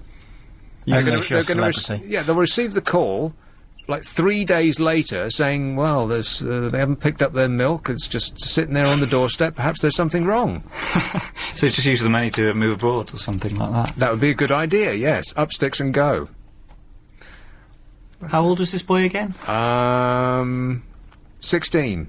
So it's not like he didn't know the value of money. No. I wouldn't even have told my parents. Yeah. I would have just kept it. Wouldn't you? Yeah, I think. Well, I think. Wow! I mean, think about a comics and sweets you'd be able to buy with 44 grand. He's 16, so it probably wouldn't be comics. It wouldn't. It'd be cider and drugs. I bet you it wasn't his choice. It was definitely his parents. It's a parent thing to do, isn't it? How upsetting must that have been that he opened this like, wow! Oh, Johnny, tweak of the ear. You're not having that. I've only found, I think I found a tenner once. I can remember being on the bus going down towards Camden. And I was on the bottom deck of the bus, and out of the side window, because as we were idling at traffic lights, I saw what must have been at least 100 quid in 20s, just fluttering about the pavement. And of course I didn't want to alert anybody to its presence, so like my eyes were out on stalks. I mean, I don't think I was working at the time, and it was that was your next food. Yes, exactly. Well, yeah. It was a huge amount of money to me. It was 100 quid is a huge amount of money now, isn't it? Really? Yeah. And but you couldn't get off the bus because it was one of those. It wasn't a route master bus, of course. You had to wait to the next stop, and I did. Consider just getting up and using the emergency button. Oi, what are you doing? I was going to just... so the fine might have been £25. Yeah. Run the gauntlet. It'd be worth it. It costs you £100 for improper use anyway. Does it? Does it really? I was going to run the gauntlet of the driver's displeasure and just go out and get it anyway. But but that would involve me drawing attention to myself, you see. Everybody on the bottom deck would have seen me get off and pick up the money, so I just sat there and let it sail on by. See, it's probably still sailing by now because no one expects to find that amount of money just lying in the street anyway, so no one's ever looking down. And the only other time that I've actually been lucky enough to be physically in the presence of money in the street was when I was walking down the Embankment Tube and I saw some rubbish on the ground. I saw what I thought just fluttering around, which is perfectly normal around the Embankment Tube, as you know. But it wasn't. It was a fiver. And I thought, oh, wow, I'll pick that up. And then, as I was leaning down, there was a tenner. It was almost as though somebody put a trail, you put a trail of Where did bread it lead? to catch a duck or something. Yeah, it was like a fiver, and then a tenner, and then there's a 20. Wow! And that was, but I didn't hand it into the police. I kept it myself. What? Yes, I did. What did you spend it on? Cider and drugs. No, I didn't. I spent it on comics and sweets. I have left 20 quid at a cash point. Oh, by the embankment, was it? You're trying to tell me it was yours? What colour was it? Whose picture was on it? What's her name? No, I just got 20 quid out the bank, but your card comes out first. Yes. And so I just, card's out, done. Time to go. Yeah. And I just walked off. And I just got to the traffic lights, just literally 10 yards away from the cash point, realised I hadn't picked it up, turned back, it had gone. Really? But the thing is, there was a group, a massive group of people there, so I couldn't just necessarily start accusing and pointing fingers at people, because I had no idea. Plus you'd get killed. Yeah. But, that's one lucky. How much was it? 20 quid. Oh, is that all? Oh, well, stop whining. If only I had a jingle that said that. I'd be using it right now. Stop whining, I'd be saying. Shame about that. Let's have Walthamstow. Hello, Ben. Oh, hello. Ben. Oh, yeah, I found £20 in the middle of a science book in school. In the middle of a science book? Yeah. Right. What was the science book? Just a science book. Yeah, that's the one. That's where I left it. I'll give you the address. You can post it back. All right. Yeah, okay. Good man. Definitely. Thanks a lot. Cheers. Okay. Are you a keen gardener? I haven't even got a garden. Have you got a window box? Nope. I haven't got any form of greenery near me whatsoever. You haven't got any form of greenery even near you? Well, there's a park, but that's... Well, that's green. Yeah, but it's like a 15-minute walk. Really? Yeah. Do you live in the East End? No. I live in the suburbs. Well, I thought the suburbs was no end of green. Yeah, but, like, in the middle of the town of a suburb. The town of a suburb, right. Yeah? In the town centre. Slough, somewhere like that? No. Not that there's anything wrong with the Slough, of course. Yeah. Oh, yes, there is. A chance discovery by a Berkshire allotment holder that a plant widely available in garden centres has the same effect on men as... Women? Well, in a sense, yes. Oh, really? That was a guess. As Viagra. Oh, right. Has been confirmed by experts at one of the world's leading botanical institutions. The plant is... Aren't you keen to find out? Go on, Nick. Winter flowering heather. So that sounds nice, doesn't it? It does sound very lovely. I'm getting excited just thinking about it. And botanists at the Royal Botanic Gardens in Edinburgh, many of them heather experts. Heather experts. And what do you do for a living? Oh, I'm a heather expert, me. Oh, I've got a problem I'd like to discuss with you. Heather experts have recognised the source of its active ingredient. They now expect it to be the next must-have plant in British gardens. Demand is already high. Nurseries and garden centres in some areas are having trouble finding sufficient supplies as word spreads of the plant's unexpected properties. A spokesman for Wyvale Garden Centres, which has 106 branches in the UK, said, isn't that the chap who's giving away £1 billion? Doesn't he own Wyvale, that beardy bloke from Scotland? I can't remember how he made all of his money, but I think, isn't Wyvale one of the things he owns? One of the sports things? Yeah, he used to sell trainers. There's another idea we didn't have. He spotted a gap in the market in, I think it was Edinburgh, wasn't it? Somewhere up there. Right. And he sold trainers, and then bought another shop, and then bought another shop, and 5 minutes later he was worth £1 billion, which he is now giving all away. God bless you, sir. What's he giving it to? The fund to buy sweets and comics. Oh, I don't know. It's some good... He's doing good deeds. Anyway, a spokesman for Wyvale Garden Centres, which is 106 UK branches, said at first it was just a trickle of inquiries, but now stores are virtually being besieged each weekend. We've had men buying dozens of the plants, and at one store in Croydon, there were men old enough to know better fighting over the last remaining trays. The latest gardening craze was triggered by a discovery by a 55-year-old furniture restorer, Michael Ford, on his allotment. He was always experimenting with drinks made from different plants, and one day he tried an infusion from his winter-flowering heather. He said, the effect was almost immediate. I had to stay in my potting shed for an hour or so before I could decently walk down the street. From the limited amount of information available, it's suggested that the Viagra-like substance is best extracted, I hope you're making notes, by steeping the detached small flowers in neat alcohol. An infusion of about 20 grams of flowers and 100 millilitres of fluid liberates the active principle. A quality full-strength vodka is also effective, but not too much booze because it would have the opposite effect. You want to get the balance just right. Oh, that's a fine line. Yeah, between the love and no love at all. There is some confusion whether oral consumption or topical application is more effective. Oh, what? Don't? No.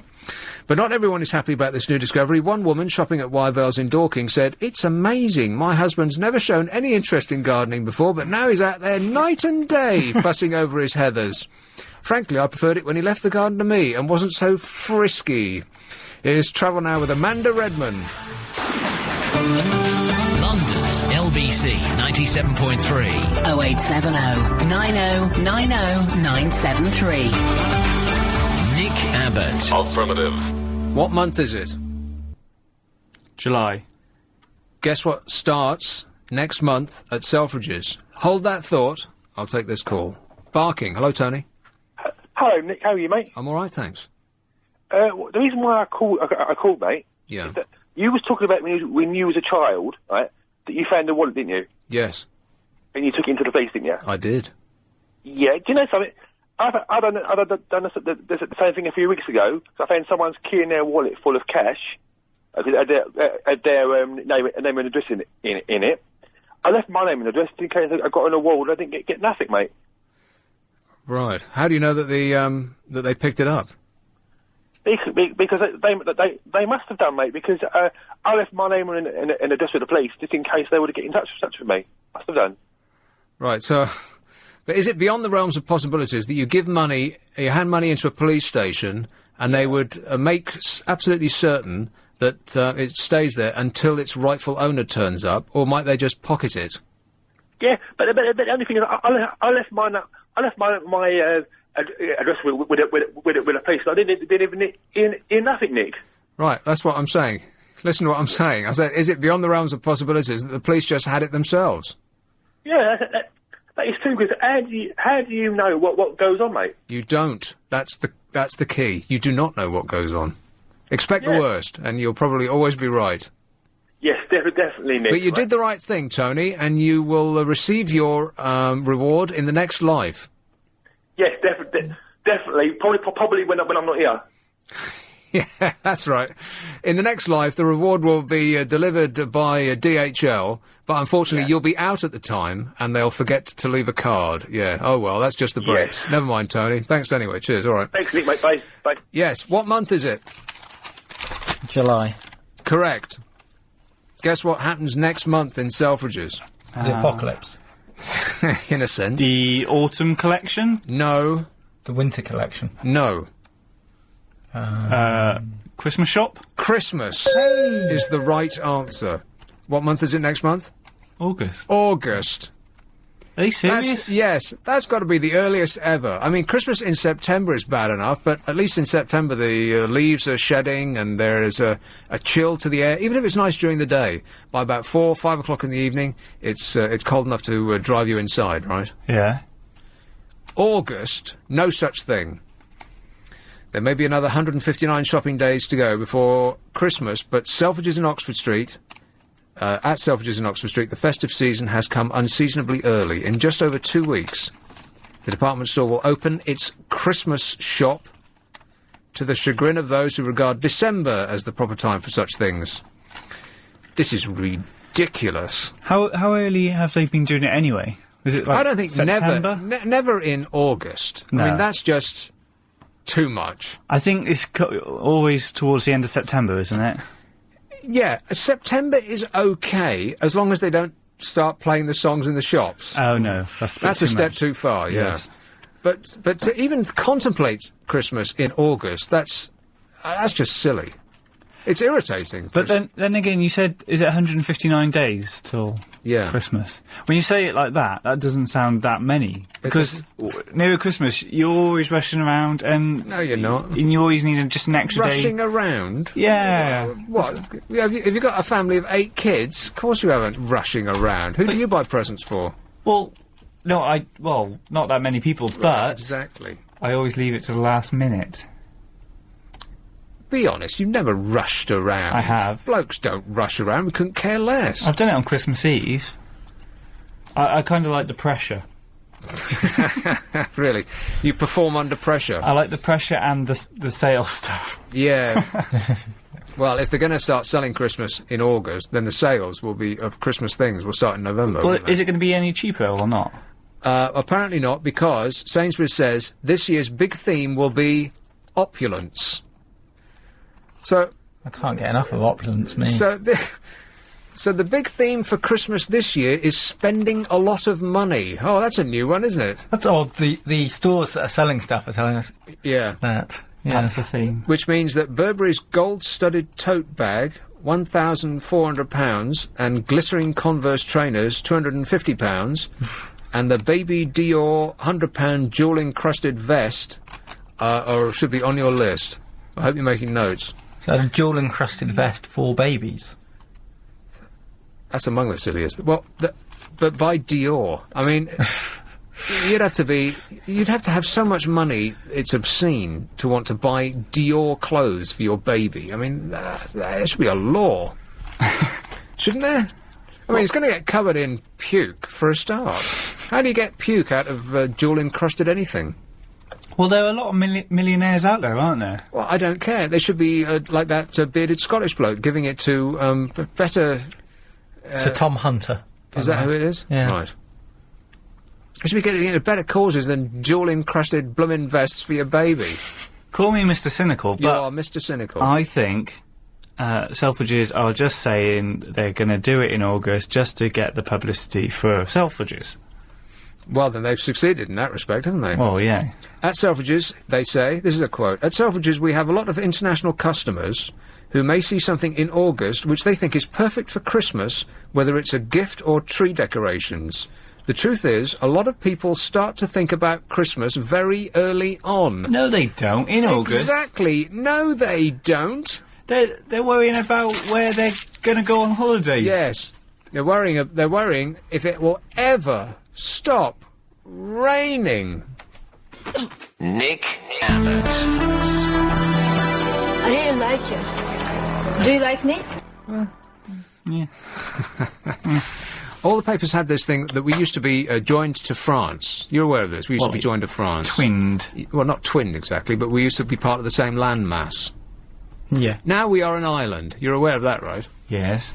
We used to be joined to France and the rest of Europe, and you could walk from here to there. Right. How long ago was this? I'm glad you asked. 450,000 years ago. Oh. When there were no people to walk to France. Well, only if you are a creationist. Right. Everybody else, and I still can't get over, people are talking about The Simpsons a lot. There was this episode of The Simpsons. They just show the same ones over and over and over again on Sky. It's the same ones over and over and over again. They seem to have like 12. They just show repeatedly, continuously. And there's one where Lisa Simpson goes to the Museum of Mankind or something like that, and Stupid Ned is their neighbours. Is very upset and leaves because they show Neanderthal man and the dinosaurs and all that sort of stuff, which creationists don't believe in. They think it was all made like that, Adam and Eve and all that stuff. Stupid Ned says to the museum curator, he said, "Well, what about the Bible? Aren't you teaching that?" And the curator says, "Oh yeah, well, there's an exhibition over there." And they point to a box with the hand of God coming down and the spark of lightning coming out of it, and here, boom, there's Adam, and boom, there's Eve, to the music of "What a Fool Believes" by the Doobie Brothers. So I still can't believe they got away with that. But in cartoon form, you can get away with pretty much anything you like. But anyway, all the papers had this today.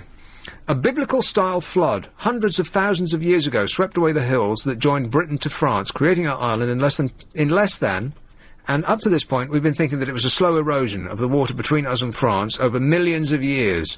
Apparently, it happened in less than a day. What? Really? They've just discovered this as an actual fact. That'd have been rubbish if you'd left your washing out. A massive flood happened between about 450,000 years ago and instantly turned Britain from being a part of continental Europe into being an island out here on our own. A wall of water pushing giant rocks the size of hills scoured a valley 7 miles wide in less than one day. That would have been a bit of a shocker, really, wouldn't it? I mean, you're sitting there as a Stone Age man in your Neolithic flip-flops on a comfortable rock, sipping your Stone Age cocktail, and all of a sudden, there's a wall of water about a mile high, with rocks the size of mountains crashing down upon you. What a shocker that would have been. Uh-oh. Maybe that's why in these mock-ups of Neanderthals, you know, you've seen you've been to museums and they have what looks like a stuffed Neanderthal, the missing link, pretty much. They always have this sort of expression on their face. Maybe that's exactly what that was. Photographic records from the time, which is what they're working from, of course.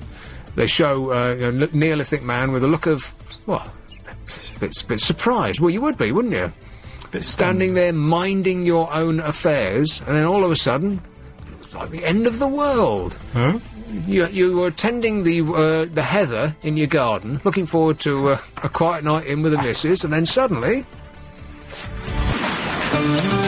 London's LBC 97.3. Yeah. 0870 90 90 973.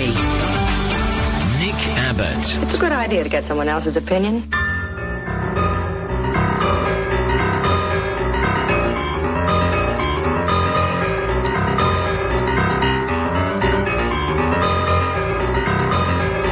I thought I had more time. I've got a mouthful of sponge covered in chocolate with a smashing orangey bit in the middle. Oh, no. Oh, yes. And the thing Get is... them to do more news if you like. Could you? The thing is, it clings to your teeth. It's not... It takes a lot longer to eat than it looks. I'm going to be scraping it off my teeth for about the next 5 minutes. Can you fill? Yeah, I can if you want. I'll take that as a no. Okay. You know what would go well with that? A nice cup of tea. If only I could get one of those.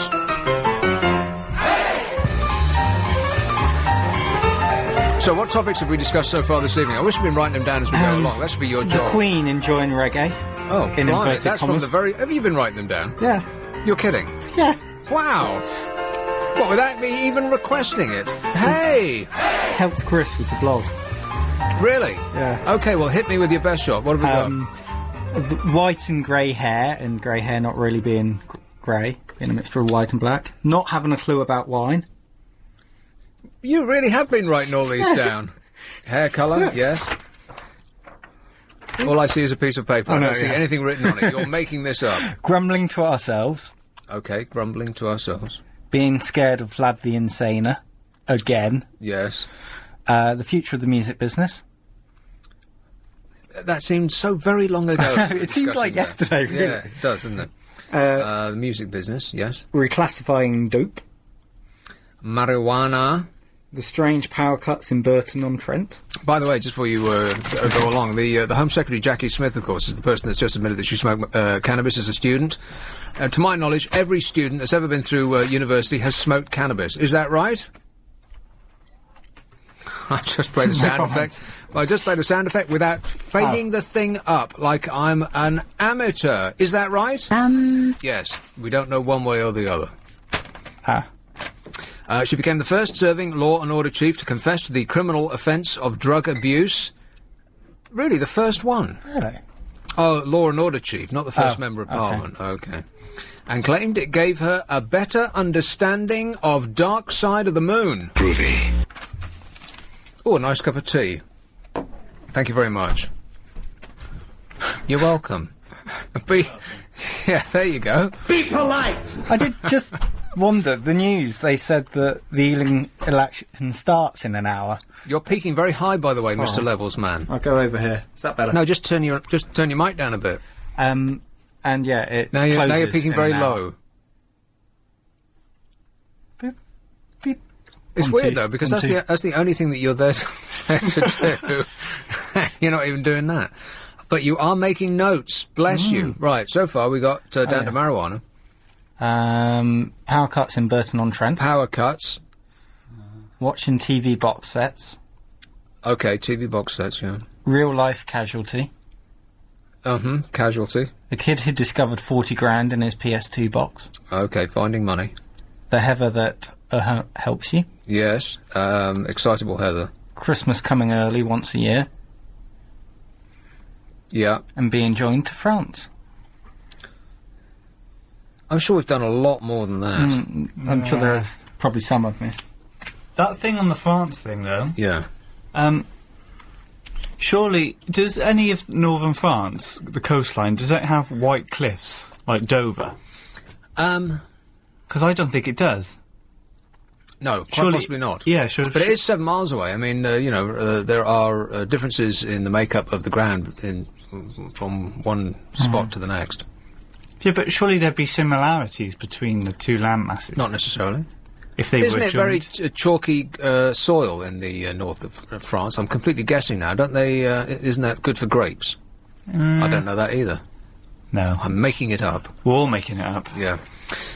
So that's not bad. The Queen, hair colour, gambling, Vlad the Insane in the music business, marijuana, power cuts, TV box sets, casualty, finding money, excitable Heather, Christmas, and join to France. I mean, good grief, all that in one show.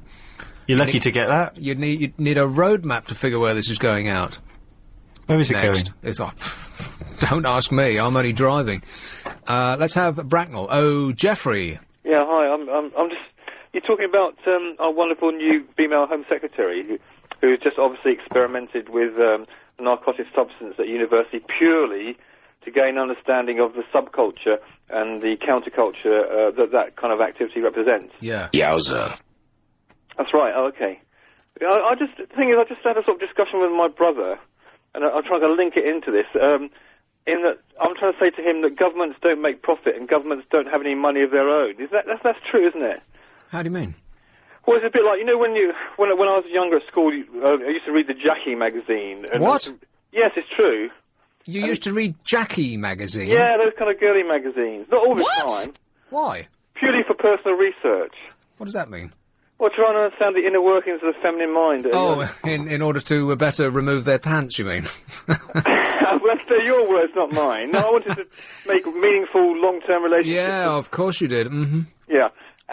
But these are right into the problem page and or something like that. And there's a dispute between my friend and me. She says this and I say that. Can you please, the relationship's just about to crash into meltdown unless this dispute, is Donny Osmond more attractive than David Cassidy? That kind of. He's not. No. Never. Okay, so he's too goody-goody, Donny Osmond. Well, he came from a Mormon background, didn't he? He had to be. Yeah, I suppose so. Yeah. They did do one socially relevant song, the Osmonds, apart from high sort of emotional content songs. Crazy horses. You're there. Wow. There was an early precursor of global warming, wasn't it? Was it? Yeah, if we want to stop them. If we don't stop them now, they'll be everywhere, wasn't that part of the lyrics?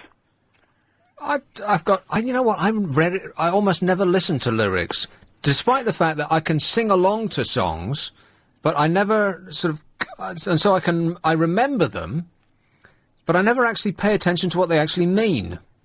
I can sing along to David Bowie's songs, for instance, when he used the cut-up method, so the songs don't actually mean anything at all. But I can sing along to them without processing them. So I always do that. I never listen to the lyrics.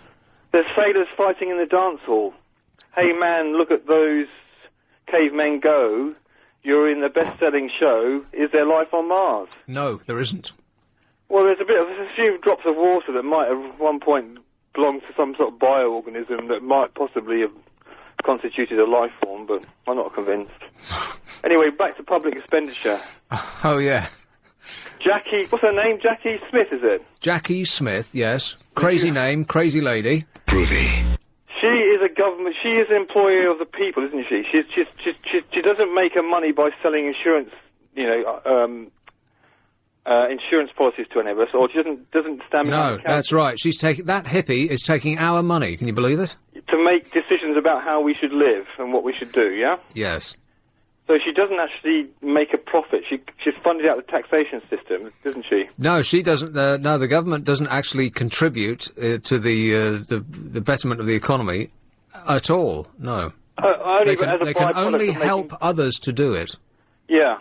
So the Ford Motor Company and Toyota Motor Company and Nissan Motor Company take raw materials, improve the quality of them, and produce something that people want, don't they? Yeah, give people jobs and satisfaction. Yeah. And according to Adam Smith, that's the creation of wealth, isn't it? Yeah. Well, what does he know about money? Well, he did know something. He was another astute Scotsman. Oh yeah, undoubtedly. Aren't they all? Aren't they all? Black Watch. It's like they're reproducing up there. Yeah, I know. I mean, when a Scotsman or a Scotswoman comes before their daddy or mummy, what do you want to be? I want to be a career politician. Yeah. Oh, cool. Another one of those. Join the queue. Anyway, as the arbitrator of the dispute, which I'm conveying to you down the line, yes, it is true that governments don't make profit, and government employees are public servants. They don't create wealth. They just take money from our taxes and give us services that we really, really, really do want, like... In theory, they enable others to create wealth. Yeah. And there's a tipping point, and I think it's an ideological tipping point, at which I think we're at with our lot, is that they don't... well, they're sort of conflicted, really, aren't they? They want to take us all into their arms so that we don't think for ourselves and provide us with the money through the state. So they want control, but while on the other hand, they want to let all those criminals in the City of London just run screaming amok and have a giant orgy of making cash, in which none of whom pay any tax to us at all. None whatsoever! I'm astounded. What you mean? There's mega rich people giving us fantastic banking at 20% called merchant bankers, don't pay you any money at all whatsoever back to us, not even enough to buy a crayon in a primary school in Northumberland. It's only us mug punters in the middle. It's all of us people who haven't got any money that are paying all the tax. And that's hang on, after 10 years of New Labour government, we've really got social justice, have we? Yeah, something like that, yeah. There's a deliberate inflection of sarcasm and cynicism in my voice. I wouldn't think that sarcasm would come from a call from you. No, it's true. Well, I go to sleep at night thinking that something like probably about this 38% of my money is going to be creamed off by the government to do worthwhile projects, and whatever, so that I can live a happier life in the great United Kingdom, which is now becoming... Like building a temporary tent, or all of those other white elephants that they're going to stick over on the East End that no one's going to use afterwards. I've been carrying a story around about the Olympic venues, which I have been saying all along that won't be used once they're finished, and people have been poo-pooing my suggestion, and come to find out that's exactly what the experts are now saying. We're throwing our money away, or, more accurately, they're throwing our money away. Anyway, Jeff, I've got to... You better go. Yeah. Speak to someone else. That's right. Bye. Cheers, ta-da. It is LBC, it's 9:15. Here's Travel with Amanda Redmond. Thanks, Nick. London's LBC 97.3. 0870 90 90 973. Nick Abbott. Everything is going extremely well. So, it gets a bit wearing being right about everything all of the time. This is the story that I've been carrying around since the beginning of the month. It's submerged the sporting legacy... And by the way, this is the only place I've ever read this. Yeah. Everybody else, I think they saw the story and they tried to hush it up. Or everyone is trying to be positive. Let's all pull together as a team. And, the Olympics will be super fantastic. Right. And you know what? The entire country seemed to be jumping up and down with uncontained joy when it was announced that we beat France. I suspect that much of it was that we beat France. Yeah. And had precious little to do with we're actually going to be putting this thing on. And I'm sure it's going to be great. It'll be 2 weeks of, tremendousness. However, all of us, almost without exception, will watch this in exactly the same way as if France had got it. On television. Of course. We'll just pay for it. If France had got it, we'd be watching it on television, and France would have paid for it. All right, come to find out, it's emerged that the sporting legacy of the Games, crucial to London's successful bid, may be under threat. Sports that were due to take over the Olympic Park in Stratford, in East London, once the Games are over, are now refusing to move their headquarters and training facilities because they believe their current bases are better. All these giant buildings they're putting out over there, getting these big-name architects in order to reflect glory on the people who are okaying the projects, are just going to be the white elephants that I've said there will be all along. And I've said that there will be, and all of the experts are saying, oh, no, you're talking rubbish, man. Naturally, it's going to be fabulous, and they're all going to be, used to their fullest extent. The decision could result in expensive venues such as the Olympic Stadium, an aquatics centre, and a velodrome failing to meet their potential. And as I said at the time, who the hell wants a velodrome? Concerns about the sporting legacy of the Games have surfaced after the governing bodies of 5 disciplines, athletics, swimming, cycling, hockey and tennis, recently told the British Olympic Association that they no longer wanted to move their national squads to Stratford. So in other words, all of these bright, gleaming new buildings that are going to cost us untold billions, and it started off as 3 billion, remember? Yeah. And when they said 3 billion, I said, I bet it's 12. Already they're up to 9 or 10 billion, so I'm going to be right again. Like I said, it gets wearing being so correct about everything. You'd think that the CIA or the government would be like they did with Yuri Spoonbender, just paying me untold amounts of money in order to save themselves cash on all of these surveys that come up. Just ask me. I'll tell you. No wonder you have so many naps a day. Yeah, it's my brains working overtime, you're right. So all of these venues are going to be... And it's not as though we don't have, that we weren't pre-warned, because it happened in Barcelona, it happened in Australia, and Australia's a really sporty country. If they can't get the venues to work after the Olympics leaves town, then what chance have we got? We're not exactly a sporty nation, are we? Almost 9 out of 10 of us do no exercise at all. The thing is, why can't they use, like the Wembley Stadium that's already there? Yeah, you'd think. That's what they're beginning to say. But they've already made the decision, and to back down now would be loss of face. Oh, really? So they're not going to do that. Oh. No matter how much it costs us, they won't do that, because it will mean that they'll look like dopes. Right. So and we can't say, well, hang on a minute, where's our voice in this decision? Because we haven't got one. And does that go for the same for the buildings that are not going, the training buildings they're not going to use? How do you mean? Are they not going to build them instead? Oh no, they're going to build them. Even though they're probably not going to be used? They've made the decision. They've hired the architects. The builders are preparing the ground. Oh, absolutely. It's all going to get built. Can't they underside? Like I said, it's loss of face. No one wants to lose face. Plus, some people are going to be making eye-watering amounts of money for doing this. And I'm sure that a lot of this is connected. So, like in Barcelona, like in Australia, like in Greece, what's going to happen, like I've been saying all along, is that all of these glittering venues, which I'm sure will be fantastic, are going to be locked up and protected with our money. Again, it'll cost millions of pounds a year to get security guards to wander around these empty venues just to make sure that they aren't vandalised. No one will be going in or out because they'll be too expensive to run on a day-to-day basis because no one will be going there. Is this during the Olympics? Like a velodrome. How many people... Hands up, anybody wants to go to a velodrome? Anyone? No. No one. What happens after the Olympics, though? Like I just said. Is this... Oh, I thought you were on about during the Olympics.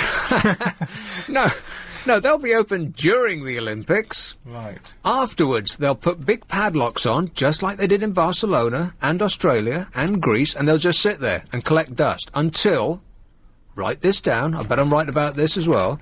They'll sell them off to the very developers that built the things in the first place, who will, with justification, because they're not being used, knock them down and put up houselets, executive houselets, with no cupboards, and front rooms that are 10 foot square, that you can't even fit a sofa in, and windows the size of keyholes that nobody will actually want to live in, but people will have to because their choice is either that or a cardboard box. So that's what's going to happen out there. I would bet every penny I've got on it. It's almost like someone's thought this through. Yeah. Let's have Wallington. Hello, Lucille. Hello. Lucille. Sorry to interrupt your flow, No, please, interrupt away. but relating to it, the properties of winter flowering heather that you mentioned Oh, yeah. before, we've had some bordering our patio for about 27 years. Really? And have noticed with amusement that our cats and several of the neighbor cats choose it as their toilet. Oh, that's nice. The heather's flourishing, but wonder if they knew something we didn't know, since most of them are neutered males. Right, so if they can't have any fun, then they're not going to allow us to have any fun either. No, but at least they've identified the heather as a source of interest. So what does this heather look like? It's just winter flowering heather. It just happens to flower in January and February. What colour is it? Pink and white. Oh, pink and white and yellow and blue, But orange we've, and with purple amusement over and the years, tried to figure out why they were using the heather, and have thought of all kinds of reasons, but perhaps the real reason is that they knew something that we didn't. They think, we think that they're on our side as pets. Well, cats particularly. Dogs not so much, because they're a bit stupid. But cats, I think they know a thing or two. And while we think that they are on our side, they're actually, in their devious little way, scuppering our enjoyment. Oh, well, no, they're terribly independent. They have winders around their little fingers. And they're evil. And they're evil. Absolutely Yeah. evil. Yes. Well, you want to try that. Get a bit of it and seep the detached small flowers in neat alcohol. I don't really think he could make much use of it. Who? The cat. Oh, not for the cats. Oh, good heavens, no, we're past all that. Oh, yeah, no one's doing that anymore. It's very old-fashioned. Yeah, Oh, you're no. quite right. All right. Thanks a lot, Thank you very Lucille. much. Cheers. Chigwell. Hello, Eduardo. Bonjour. Buongiorno. Listen, this Olympics, I'm getting out. 2012, this place is going to become a wasteland. Where is Chigwell? It's Essex borders of London. Sort of it's the posh part of the East End. You know, birds of a feather and all of that. Yes. Yes. But my business interests are in Stratford, Walthamstow, Leighton, etc. And ever since the bid got announced, all it's done is push house prices artificially high, Yeah. thus forcing people into economic decisions. The government's going to make a fortune on tax again when everyone dumps their property. Correct. And the East End will go back to its usual state of drug dealing, debauchery. Well, if the house prices go up, of course, all the people that are poor, that are living there, will see the pound signs going up in their eyes, and they'll sell, make a giant amount, and then move the problem Where I live. to... yeah, that's right. So, to where that's you what I'm live. doing. Yeah. It's going to be awful. I'd move yourself to France, mate. No, I can't stand the French. I don't think there's many French in certain parts of France. We've all moved there. Actually, a lot of people summer in France, don't they? Yeah. Can't think why. No, I think somewhere, far away where, it's unlikely that you're going to get hassled by things again. Because ultimately, it's just one big hassle, isn't it?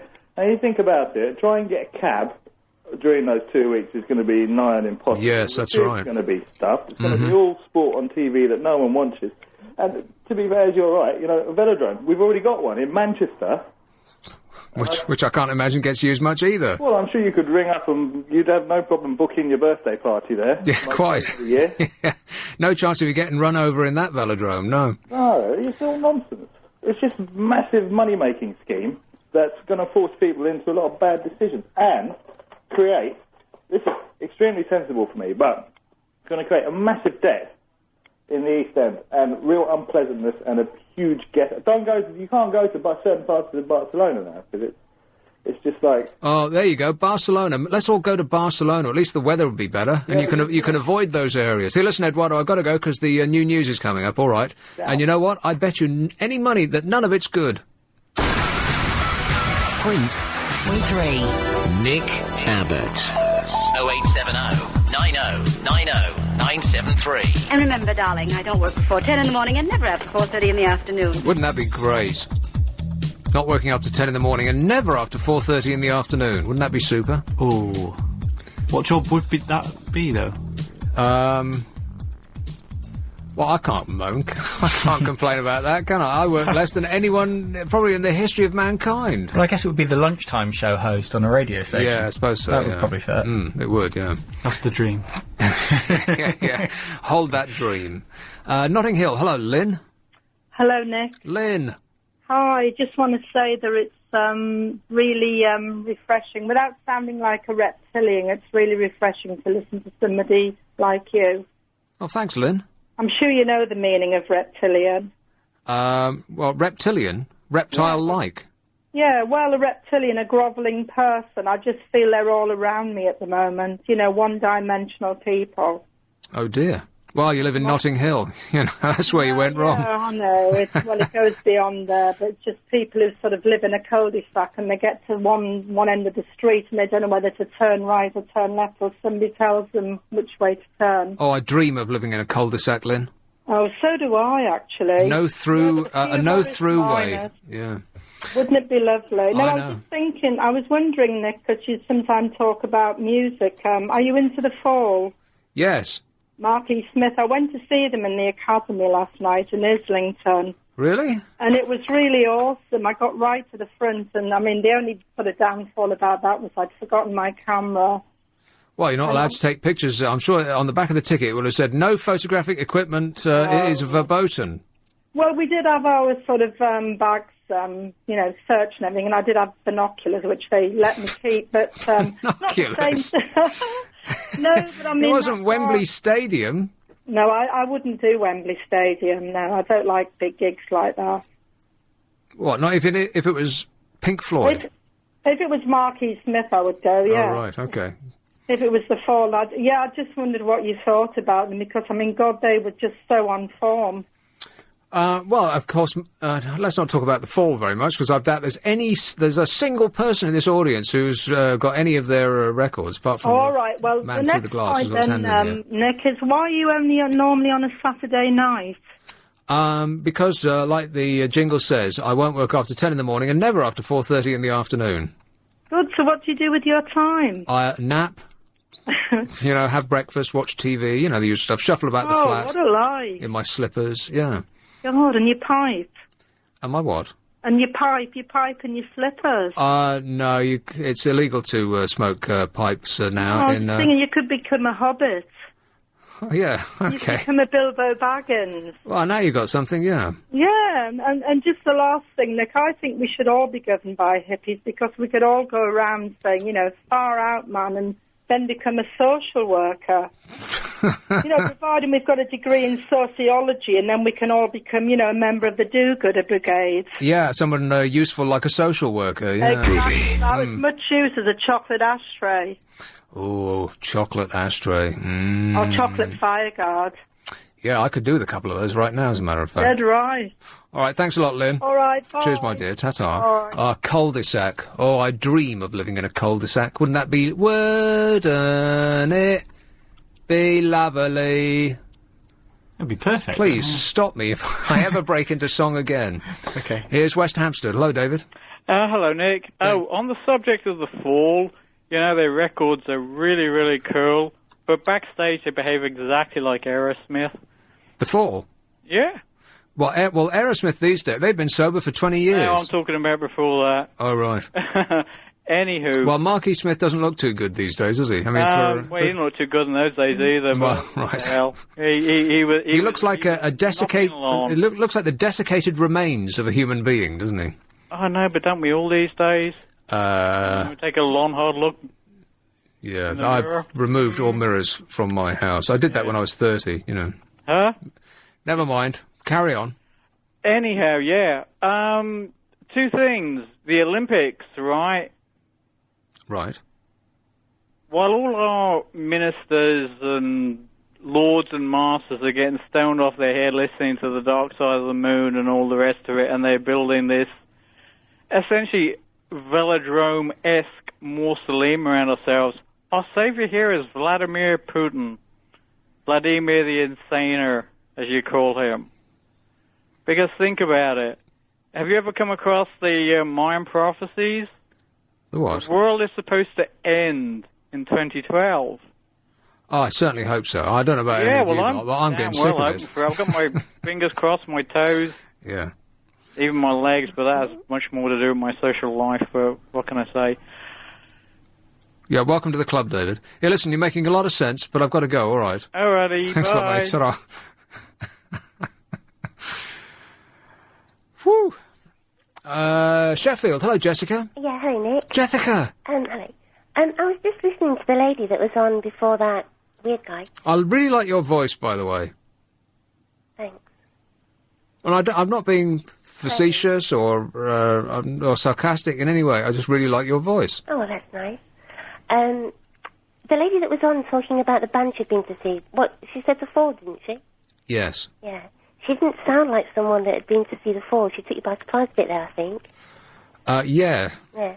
But she was mentioning about hippies. Now, today, I travelled back from London on a train, and I met a hippie. A proper hippie.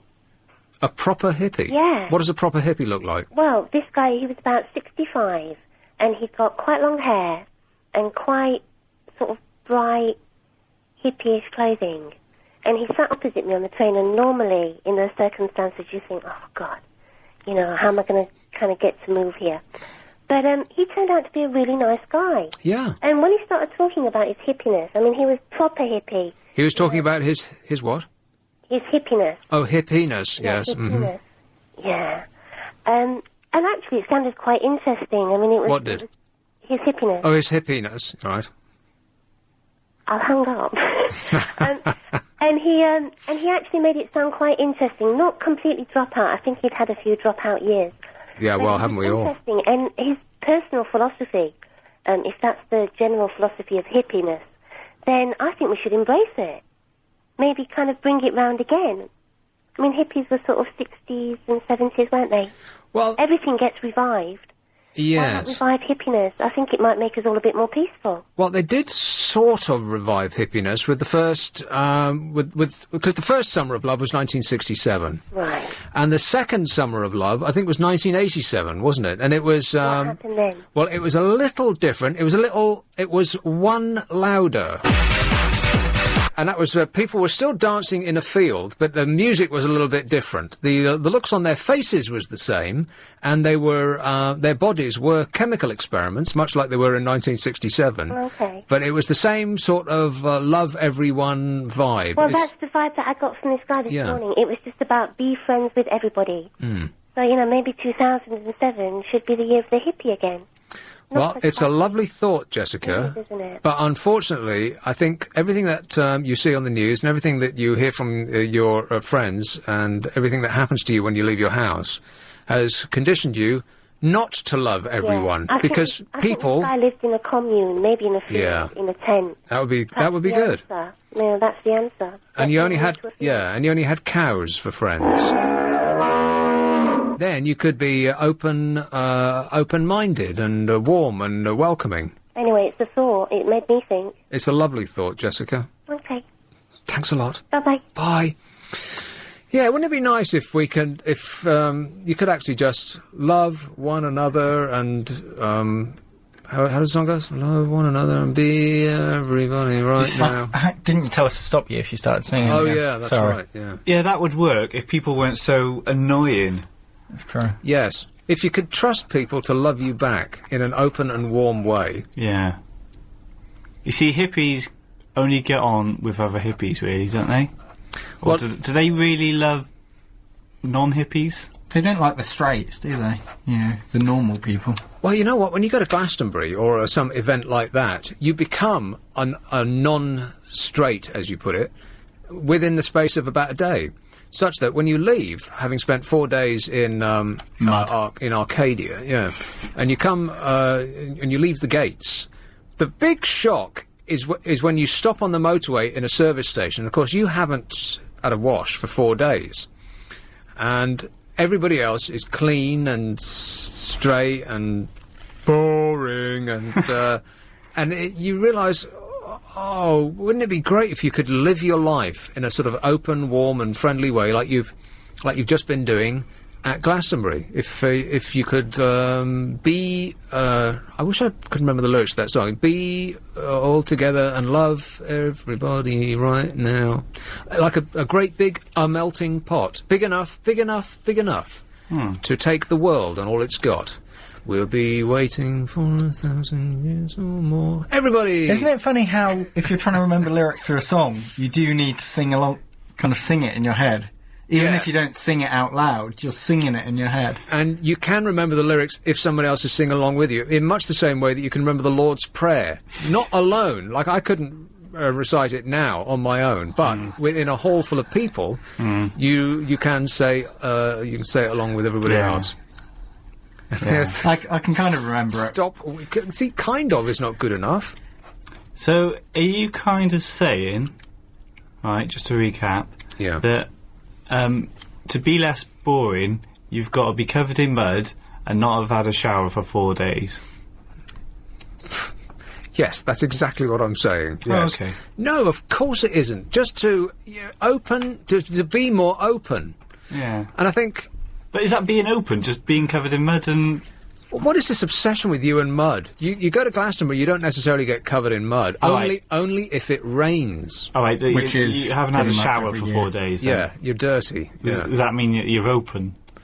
No, that's a byproduct. That's not really relevant. Right. You're open because you're living in a society where people feel... they feel part of a group. I suppose it's a tribal thing. Yeah. Because human beings are sort of conditioned from... because, as we were saying yesterday, we're not that different to when we used to live in caves. And we're conditioned to really move and live in tribes of 200 people or less. Yeah. But now, because we live in cities, we don't have tribes anymore, which is why the few that still exist, like football teams, for instance, people hold on to them, as though their very lives depend on it, because it's really all we've got left. Right. There are no tribes anymore because we're all dispersed. The people that we would identify with, we don't live in groups with them anymore, because one will be in Barking, and one will be in France, one will be in Yorkshire, and all your own mates. So we don't live in tribes anymore, and so we don't feel safe enough to relax among our own, because there's just a blizzard of strangers with who could deal potential harm and violence, and who aren't working also in your interest. Which is why when people go to Glastonbury, everyone is pushing together as a team. Which is why you then open up. You're all there for a common reason, exactly. Really, so it's I mean, the mushrooms might help, but... No, I prefer just to stay in a group consisting of me. Oh, right. So, a very select group of one. Yes. Yeah, I think you got the right idea there. This is LBC, it's 9:45, here's Travel with Amanda Redmond. We're looking at delays on the North Circular going westbound. London's LBC 97.3. 0870 90 90 973. Nick Abbott. I have a selection of disgusting stories that are really skin-crawlingly awful. Where are they from? Oh, here, there and everywhere, baby. Okay. Are they from you? Well, they're not... No, they didn't happen to me. Okay. Fortunately, none of these actually happened to me. I've got a whole selection of disgusting stories of things that did happen to me, but I won't be sharing those with you at this time. Oh, thanks. Thanks. So I'll do one of those in a minute. Do you think you can take it? Yeah. We'll yeah, go on in. We'll try. So what have we talked about so far, Mr. Mann? I'll go down to where I've see where you've got to, and then you can fill in the blanks. All right. The Queen. We started off with Her Majesty the Queen. God bless you, man, because she liked. Oh dear. Oh dear. She liked listening to reggae music. Want to score some pot? Then we talked about hair colour. Then grumbling. Then Vlad the Insaner, the Russian leader, then music business, then marijuana, then power cuts, TV box sets, casualty, finding money, exciting Heather, Christmas, being joined to France, cat's pee, and the Olympics. That's where I've got. Something about taxation and Adam Smith. Taxation, yes. Jeffrey was going on about. The Fall. The Fall, yeah. How Vlad the Insaner is going to save us all in 2012. What was that again? That was that weird guy. The world was going to end in And 2012. Mayan prophecies. Oh, yeah, the end of the world, yes. Hippies can be nice people too. And we should love one another. Except I originally wrote down we should love WON another. And then I realised my mistake. So I've crossed that out. Love all, serve all. Sounds like a tennis score. I think it's the logo or the strap line. Not the strap line or the logo. What's the phrase? Tagline? Catchphrase? Oh, What's blimey. it for? It's if you buy a T-shirt from the Hard Rock Cafe, it's got "Love all, serve all." I think that's their thing. Say slogan. Slogan. Yeah. Slogan's the word. Slogan is the right answer. Thank you. You may now open a golden ball. You know that program goes on for an hour. Oh, it does go on for an hour. An hour. I was shocked. I'm gonna watch the whole thing one day. Well, maybe that's the reason you don't like it, because you don't really get it, because you didn't watch the whole hour. Listen, I tuned in about halfway through, and even the host looked bored. It was a combination of boredom and embarrassment on Jasper Carrot's face, I'm Really? sure, yeah. He always looks like he's got the same face.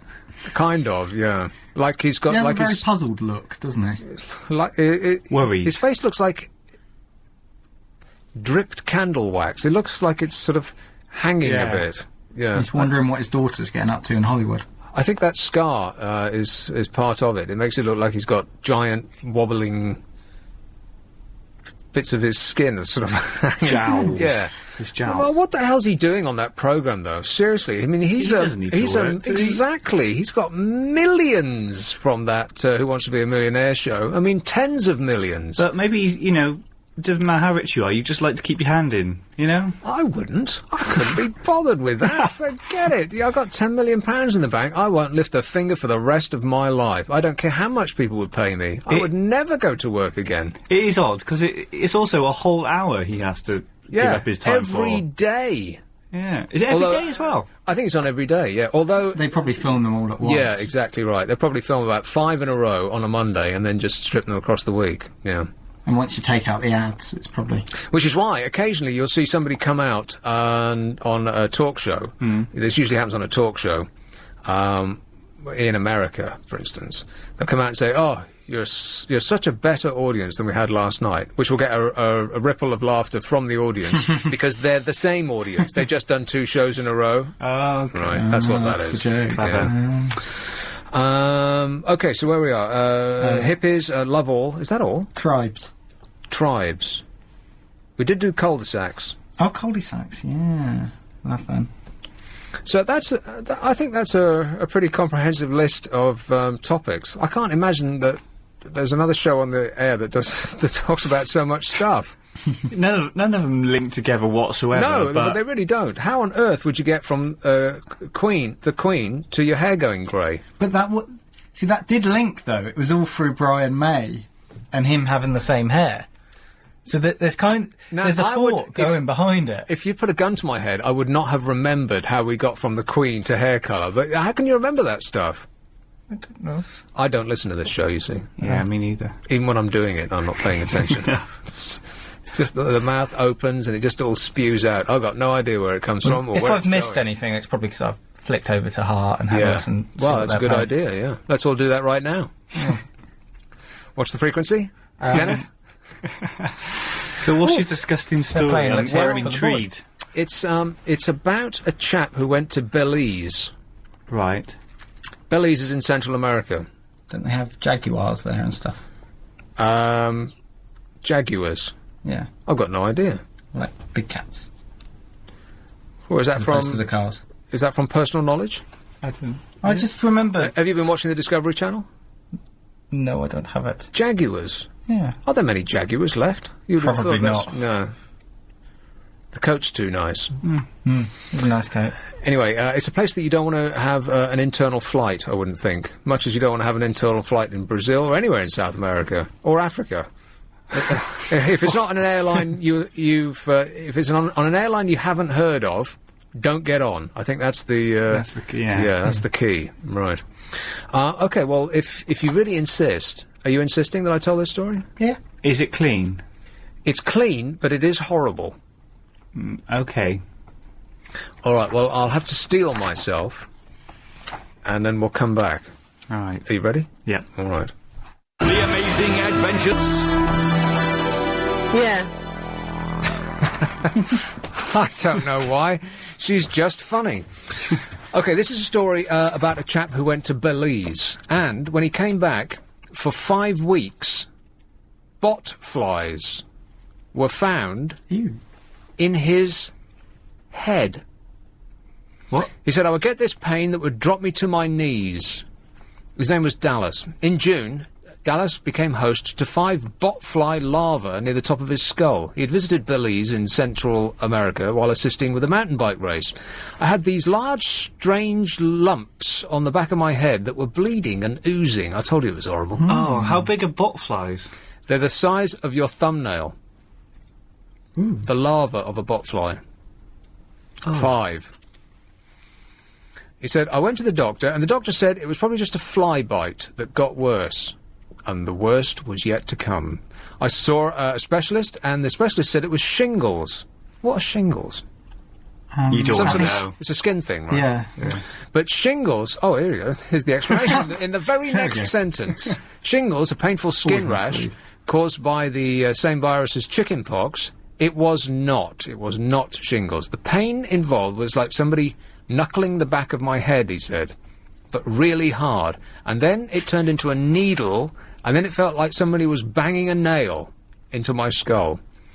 Dallas, this chap, and his wife... Is his name really... Apparently, Same as the States, spelled the same. Mm-hmm. And his wife, Midge... Dallas and Midge. Yeah, where Mary and Mungo were, I've got no idea. They're not part of this story. Anyway, Dallas and Midge visit Belize often because they own a rental beach house there. Midge knew about botflies, but never envisaged that they would burrow so close to home. I've learned about botflies about 1 month before this happened, he said. I watched a video of an extraction. So under the impression that he might have shingles, Dallas tried different creams and salves with little relief. And then the larvae became active. Oh. And things got interesting. Poor Dallas. This next bit sounds like something out of the X-Files. I put my hand back there... Oh, hang on the top of his head. No, don't bother. Okay. And I felt them moving. Oh. I thought it was blood coursing through my head, he said. I could hear them. I thought I was going crazy. Dallas returned to the doctor to put an end to his discomfort. And the doctor could see the botfly larvae moving in and out in an area where men often have bald spots. It's making my head itch. Yeah, mine too. It's just right there. Right, yeah. It's really weird, isn't it? The parasites were removed on Thursday last. The doctor called the nurse in to help, and she fainted. The whole thing was traumatic, Dallas said. It was freaking me out. Dallas likely received the larva infestation from a mosquito, an insect which can carry botfly eggs. I was doing support in a town called Orange Walk, kind of an agricultural place, and I was lucky enough not to have air conditioning, and unlucky rather, not to have air conditioning or any screens on the window. And the understatement of the week, he said, my best advice is to never get these inside your body. If you learn nothing else from this show, you'll have learnt nothing else from this show.